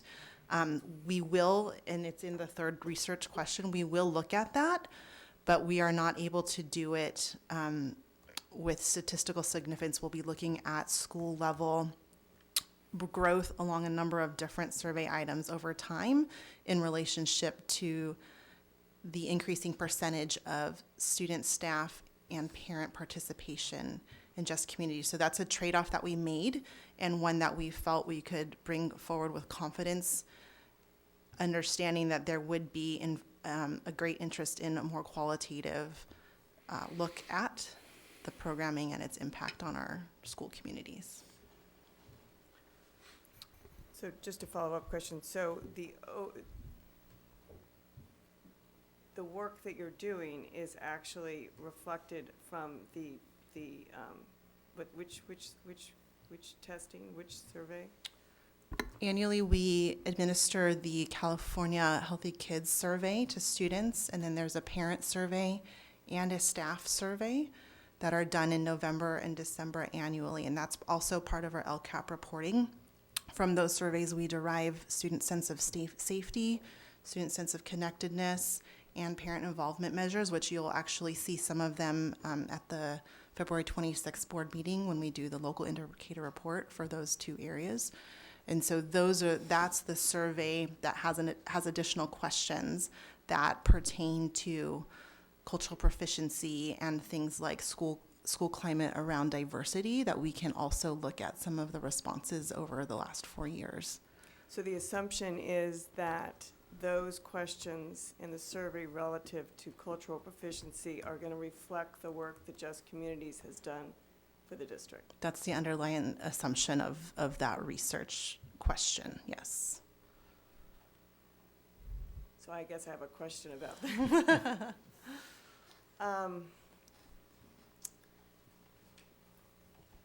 So I guess it's you're making that assumption, and you feel strongly that that is the case.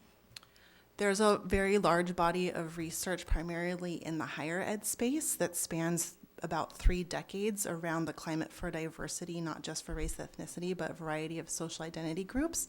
And so there are models in the research, statistical models in the research, that show improvement of the climate for diversity impacts student sense of belonging, which impacts a host of educational outcomes, both engagement outcomes and academic outcomes. And so we are making the assumption that holds true in a K-12 organizational setting, and are willing to look for those relationships in our local data. Is there other organizations or other work being done and that you would isolate or that you would say are part of this process? I mean, we're assuming that you're giving Just Communities all of the credit for this, but is there other work being done that we should know about that could also skew this data? The work around implicit bias comes to mind. There is also an evaluation being done by Dr. Said on that in particular. We are in the statistical models, the ones where we can measure impact, we're controlling for a number of, I'm using researchy language, but we're using a lot of control variables and some moderating variables. We are not planning to control for student participation in other programs, because this is the primary program through which we as a school district, that and the implicit bias training, work with our community to improve our climate.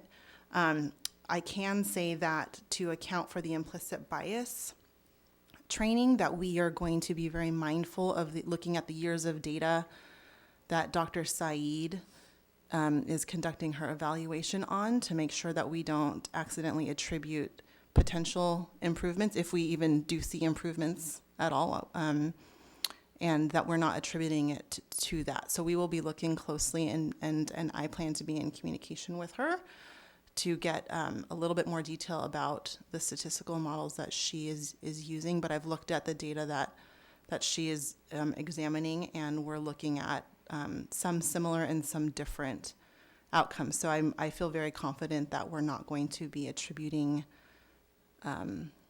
anything where it's not due.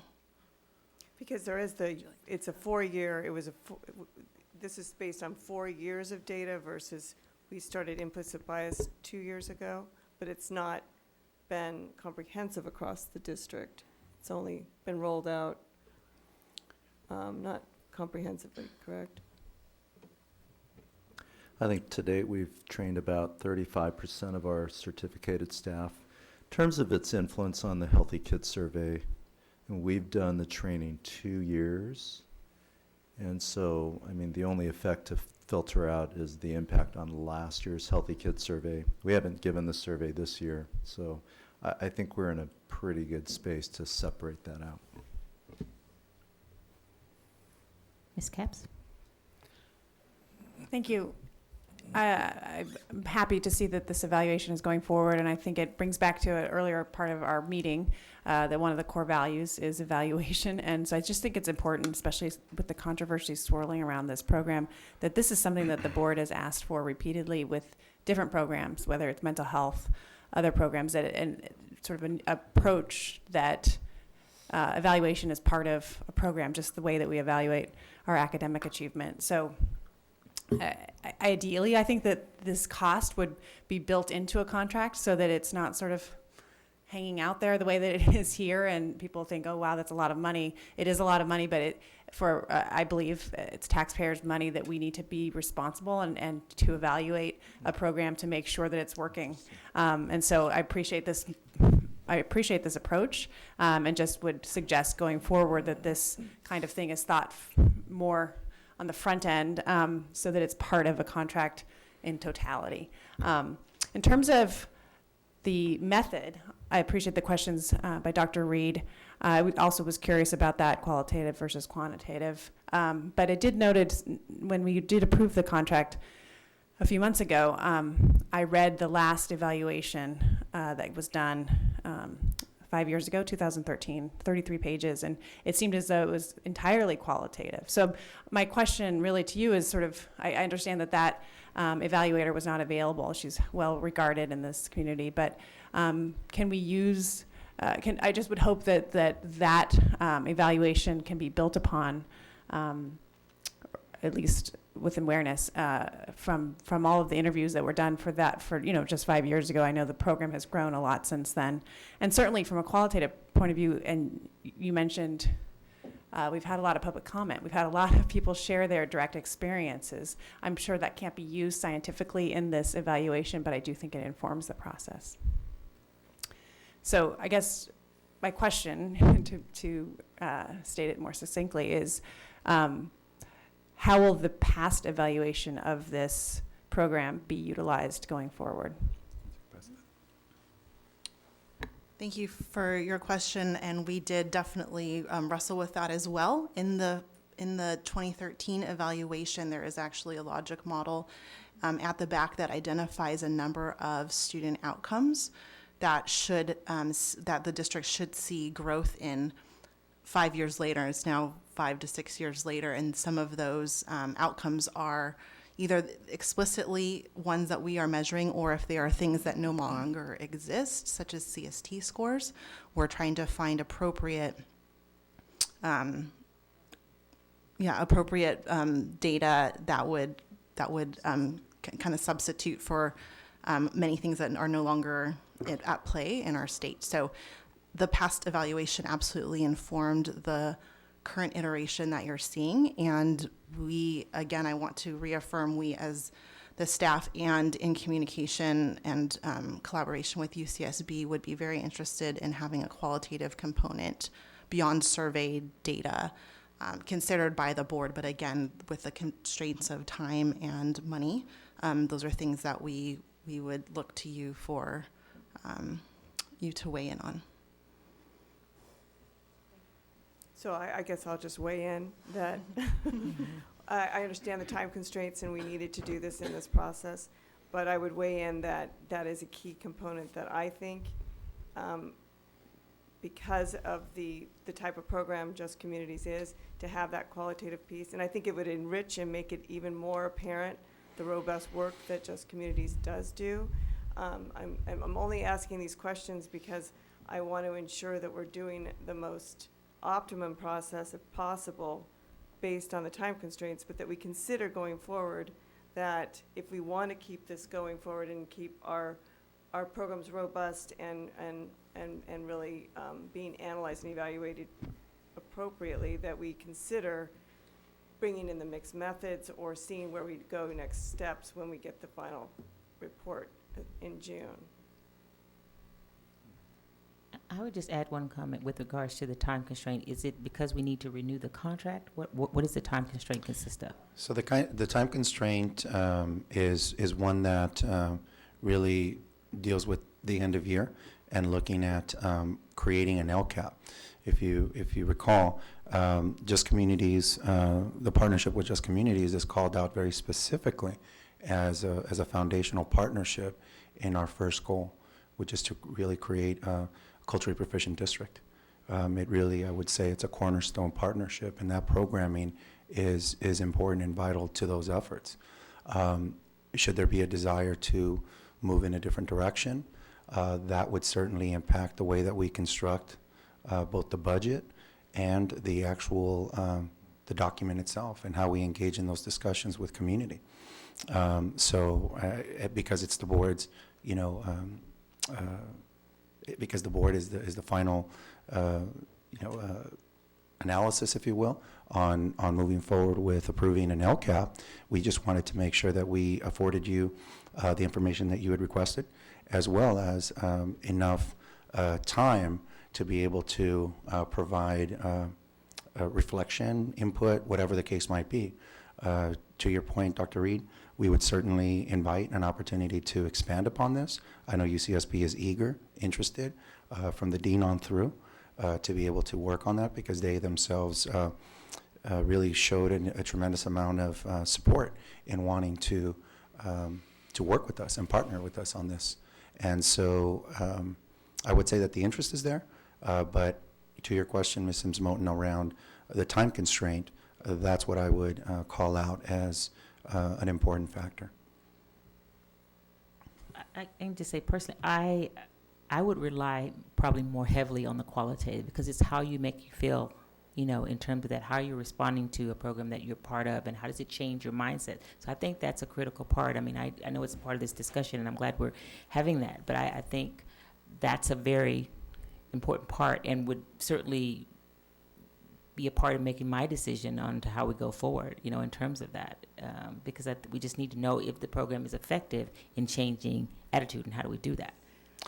So to that question, what I would then ask the board is, would you be comfortable with a separate timeline for this research evaluation, for us to go back to UCSB and consider alternative timelines and to come up with a different design model, or one that includes the qualitative components, recognizing that there will not be an opportunity to have that in hand in that May-June timeline. I actually, because we didn't consider and walk down that path with our research partners, we didn't really entertain what that other timeline might entail, or fully vet out what those components would look like. And again, that would be a commitment of additional resources perhaps as well. So if that is the desire of the board, I would absolutely love to hear that. Dr. Reid? Yeah, I would just say that I would be interested in hearing if you went back to UCSB and said, if we were to change it to mixed methods, is there a process that by June that we could have some valid information or something to work from, just to see what that would be? What would we receive, or what would be the opportunity for us in that changing it to the mixed methods? So Dr. Reid, to that specific question, I would say that we actually literally asked that question. And there's two responses. One is that to do this with the level of integrity that is called for, that timeline simply is not feasible. The other thing that I would say is because of the broad scope of what we might begin to unearth by way of something that starts to draw in qualitative research, because that would necessitate for them to expand the team, expand the commitment of time on their end to be able to accommodate. And so we very quickly arrived at the fact, and it was deliberate. It was a lot of deliberation, but very early discussed that was not going to be feasible. And again, if we want something of integrity, that timeline would not coincide with our efforts. Though integrity is important to this whole process. Absolutely. Is there a way to find out what a two-prong approach would be, so that, obviously we won't have it perhaps for this timeline, but how an ongoing iterative process could take place to really understand and go get the results that we're really... Sure. I'll turn it over to looking Dr. for. Guillermo on that. I have a clarifying question before I try to answer your question. Are you requesting that that we or they or in partnership develop maybe a very draft design of what future evaluation would look like? I'm trying to distinguish between moving forward with the current proposal, and then because we had many conversations, and then we had to just start putting a parking lot to all of our ideas because of this time constraint. But I'm hearing that the board may be interested in potentially moving forward with this, with some sort of almost a contingency or understanding that there would be additional evaluation that's more qualitative in nature. So I guess my question is, are you asking for us to come back to you with a qualitative or mixed methods design? And if so, in what time frame are you hoping to see that? I guess what I'm asking is that when you met, what you first came up with was this should be a mixed method approach.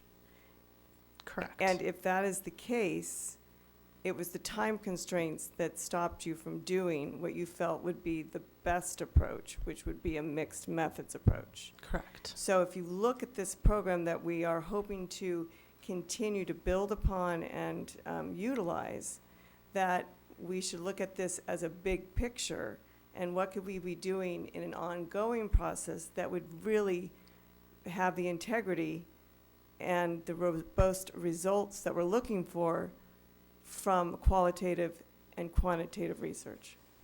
Yes, I think we are in agreement of what, I think there is common understanding of what both the board and the staff and UCSB are looking for in this. And so it's good to hear that from you in terms of going back to UCSB and discussing and kind of trying to flesh out what would the mixed methods version look like, even if the qualitative came after the quantitative.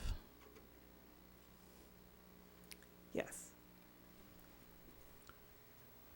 So what would we, if we were going back to that, and I know you got to go back to UCSB and then discussion among yourselves, so would we be compromising anything other than a timeline constraint? Would we be, if we needed to add this additional qualitative information, would that then impact your ability to get or to give us more information with regards to the LCAP? So I'm just trying to figure out, if we did that, fine, but what would be compromising if we did so? Well, the compromise would be that there would be potentially an entire, area that would be unexplored to the extent that the board seems to desire. So we would still have all of our other metrics. We would still have all of the metrics that we have now identified for a number of years, which I think have in their own right a great deal of value, and that we've learned to rely on in terms of making more informed decisions about programming, about staffing, about a number of different areas in which we invest the public's dollars. I don't know if I'm answering your question appropriately, Ms. Sims-Moten, but there would be, I guess there would be some areas that would be left unexplored, perhaps, to the extent that we would have to just sit with that information, which to some may appear limited. To expand upon it would mean that the board would feel comfortable with us using different metrics to determine whether you are interested in continuing with the programming and with the contract into the coming year. So I don't know if I'm answering your question appropriately, so I want to defer to you on that. No, you are. I was just trying to see if we were saying if we extended the contract to include the things that we're asking, the mixed approach, what would be compromised? Would it the fact that because the contract has to be renewed, I'm assuming that's part of the time constraint, and then secondly, the LCAP information informed, right? So those are the two things that would not be fully informed if we extended the time to include the mixed. Yeah, that's correct. And I mean, again, I want to be careful with this idea of not being fully informed, because bear in mind that as part of the LCAP process, we thoroughly discussed this with our LCAP Parent Advisory Committee. We do have an LCAP survey. We do have opportunities to interact with staff. So I don't want to lose sight of the fact that we are engaging in active communications. And I also want to add that in terms of the intentionality that this district is engaged upon, I have to say that it is, in talking to colleagues in other districts and in other areas, it is a cut above because of the level of information that the board and the public have come to desire and to really hunger in terms of evaluating our work in a true sense. Informing our work sounds different, but evaluating our work is exactly what we're talking about, which is very complicated, particularly when we're not talking about attribution that can be always reflected in the metrics that we currently have as a school system. So I just don't want for us and the public to lose sight of the fact that we have many different data points that do capture opinions, thoughts, and ideas in very real ways. And so, and we're committed to re-engaging in those processes as well. So I don't want to give the impression to the board or to the public that we're just going just blindly into a process. It's quite the contrary, but what you're asking for is something much more robust than what many other districts would be asking for. Then that would conclude me to think that we could extend the timeline to include this mixed approach, because we do have good information. That I was thinking that if we extend the timeline, it would impact your LCAP.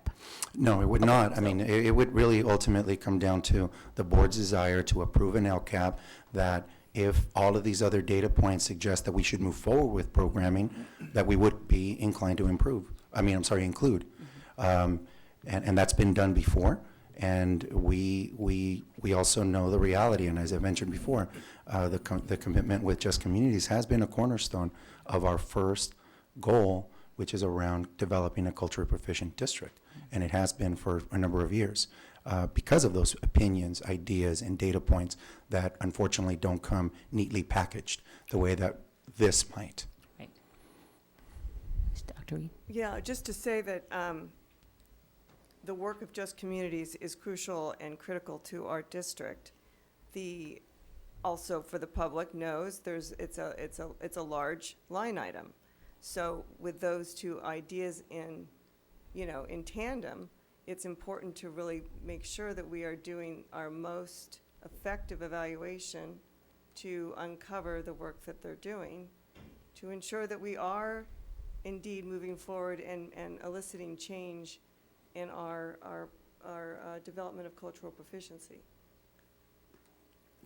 So, I don't know. So I want to maybe test what I believe I'm hearing to see if there is agreement. What I am hearing is that the board would be open to the idea of not coinciding this research design and research, this evaluative component with the approval of the LCAP, that the board would be okay with having a separate timeline that would better capture or attempt to capture more of the nuances and the complexities of what programming Just Communities brings to our district. I think that That's what I think. says it. Yes. That we would be okay with a separate timeline to do so. But I'm certainly open. That's just me talking, but Well, it's open. I'm in agreement. Other thoughts? Ms. Capps, I know you got a burning thought in there. I'm in agreement, too. Ms. Munoz? I'm sorry, what did you say? I'm in agreement also. Okay, Ms. so Capps? Yeah, I mean, it's a predicament because I think it's important to have this analysis before a new contract is evaluated. But I understand the point that you're making, and so I support that approach. Okay, so with that, we will come back to our working group with Dr. Yermawan and our partners at UCSB, and revisit and perhaps, as soon as we can, try to bring back a research design that captures the wishes of the board in order to move forward and then gather additional opinions, recognizing that there would be a separate timeline and a separate, scope of work that we would look to. Yes, and I'm agree. And I would just want to add that I think what we do here, because we are the district that's, I think, in a cutting edge really around cultural proficiency and the cultural proficiency framework that we've designed, and to have that evaluated in the most robust way would be a wonderful framework for other districts to take up, so we could be actually setting a cutting edge moving forward for other districts to take on something that we have framed successfully. Thank you. I appreciate that. I think our staff appreciates the recognition from the board of the work that's been undertaken, and also the value of being able to more robustly demonstrate the impact on our school communities. I have a clarifying question in the vein of what Dr. Ramirez has been testing with you, and that is, if we go back to the drawing board with UCSB to develop the multiple methods or mixed methods evaluation that we had identified in concept earlier as the ideal way to do this, but didn't go down that path due to what we had perceived as a time constraint for the approval of the Just Communities contract and the LCAP. In going back to that, I think we staff need clarity as to if you want this to happen. I think you're saying you don't need this to happen by June, because if this is not voted upon on February 26th, we will compromise any chance of this happening before June. So I just want to be completely clear with the board, because it is a very, very compressed timeline. So I just want you to hold that and be very explicit. I want to be very explicit about that. If we're going to move in that direction. And I think I'm hearing you say yes. I'm just trying to be thorough. In my opinion, yes. And I guess what we would want maybe to come back and just share what you've gleaned from that conversation as to what the timeline might be. And maybe if the knowledge is that we want something more robust like this, there might be other ways of looking at how to do this process that might be expedited quicker, perhaps not, but the potential of reframing and rethinking it could lead to other ways of doing the evaluation. Well, thank you for the clarification. I think we as staff have the clarity that we need in order to move forward with UCSB, and we look forward to bringing that back as soon as we can to gather opinion once again. Okay. All right, thank you very much for that. Thank you. Thank you, guys. I just have to Yes, comment. please. I am so proud of all of us. I mean, the questions that you are asking as a board, I've never had school board members understand research enough to ask questions at that level. So bravo to you. And I think you guys know me. It's like, okay, part of my job is to make sure we walk out with clarity about what we are deciding. And our two leads have asked you some very pointed, clarifying questions. But I'm going to summarize because this is going to be a big deal in the next 4 months, because we know the renewal is going to bring community scrutiny. But I think we've heard very clearly you're ready to stand and approve the LCAP and approve a renewal of Just Communities as we embark on a full study. And I think that's going to, I think you can stand on, we have asked for a full mixed method study. So when you get criticized, you're saying, we need the whole data set. We don't need a rushed version of it. But I just appreciate the stand that you're taking even tonight. You didn't even vote, but you have voted. And so I'm going to ask for our team, we have a 4-day holiday. And UCSB, I mean, they've got a full load. So realistically, this update's not going to come back until March. I'm waiting for my calendar. I think it's March 12th. All right, so that gives the team a month, because 2 weeks between board meetings, honestly, the board agenda prep is like next week already, Tuesday. So just want to give the board a sense of timing. I think my other comment, because Just Community has been such a high-profile partner with us, I think we've heard a lot of what our community and our staff thinks of the work of Just Communities. It's not like we have an absence of data, as Dr. Ramirez has said. It's going to come out in the LCAP process, but it has happened in this boardroom. It happened at, where did we meet? La Cumbra. I think we've heard very clearly about how our community values this. So I think with confidence, you can move forward with the renewal. Mr. Matsuoka, I just wanted to offer up a thought. From our standpoint, we are committed to doing whatever we need around scheduling, but we also have to be mindful of coordinating those schedules with UCSB and finding the right people in the right venue to have that discussion. We would love to hit that mark, but I think just if the board could be flexible with us and understanding that we will do our best to hit that mark. But I just have to speak for the level of collaboration and coordination that it took just to bring this forward, dating back to an aggressive timeline as of last December on through to now. And so to replicate that in short order may be a bit challenging. So I just wanted to ask for a bit of patience and flexibility from the board in order for our staff to coordinate what we would like to, what you all have reflected you would like to see. And your efforts and all of your efforts to do that, to get it back to even to this point for us to, we asked it some time ago to bring it back this comprehensive, are not going lost on us. And so we didn't want to cause any consternation tonight. Thank you. But I think Appreciate it's it. important for us to really have a robust space so that we can, when we're standing behind something, we have the evidence why we're doing it. Thank and you. it leaves no doubt as to how we need to move forward. So Thank you. Thank you. Much appreciated. Yes, thank you very much. And we Thank want you. to make sure you get home to your babies and kids, Yes. too.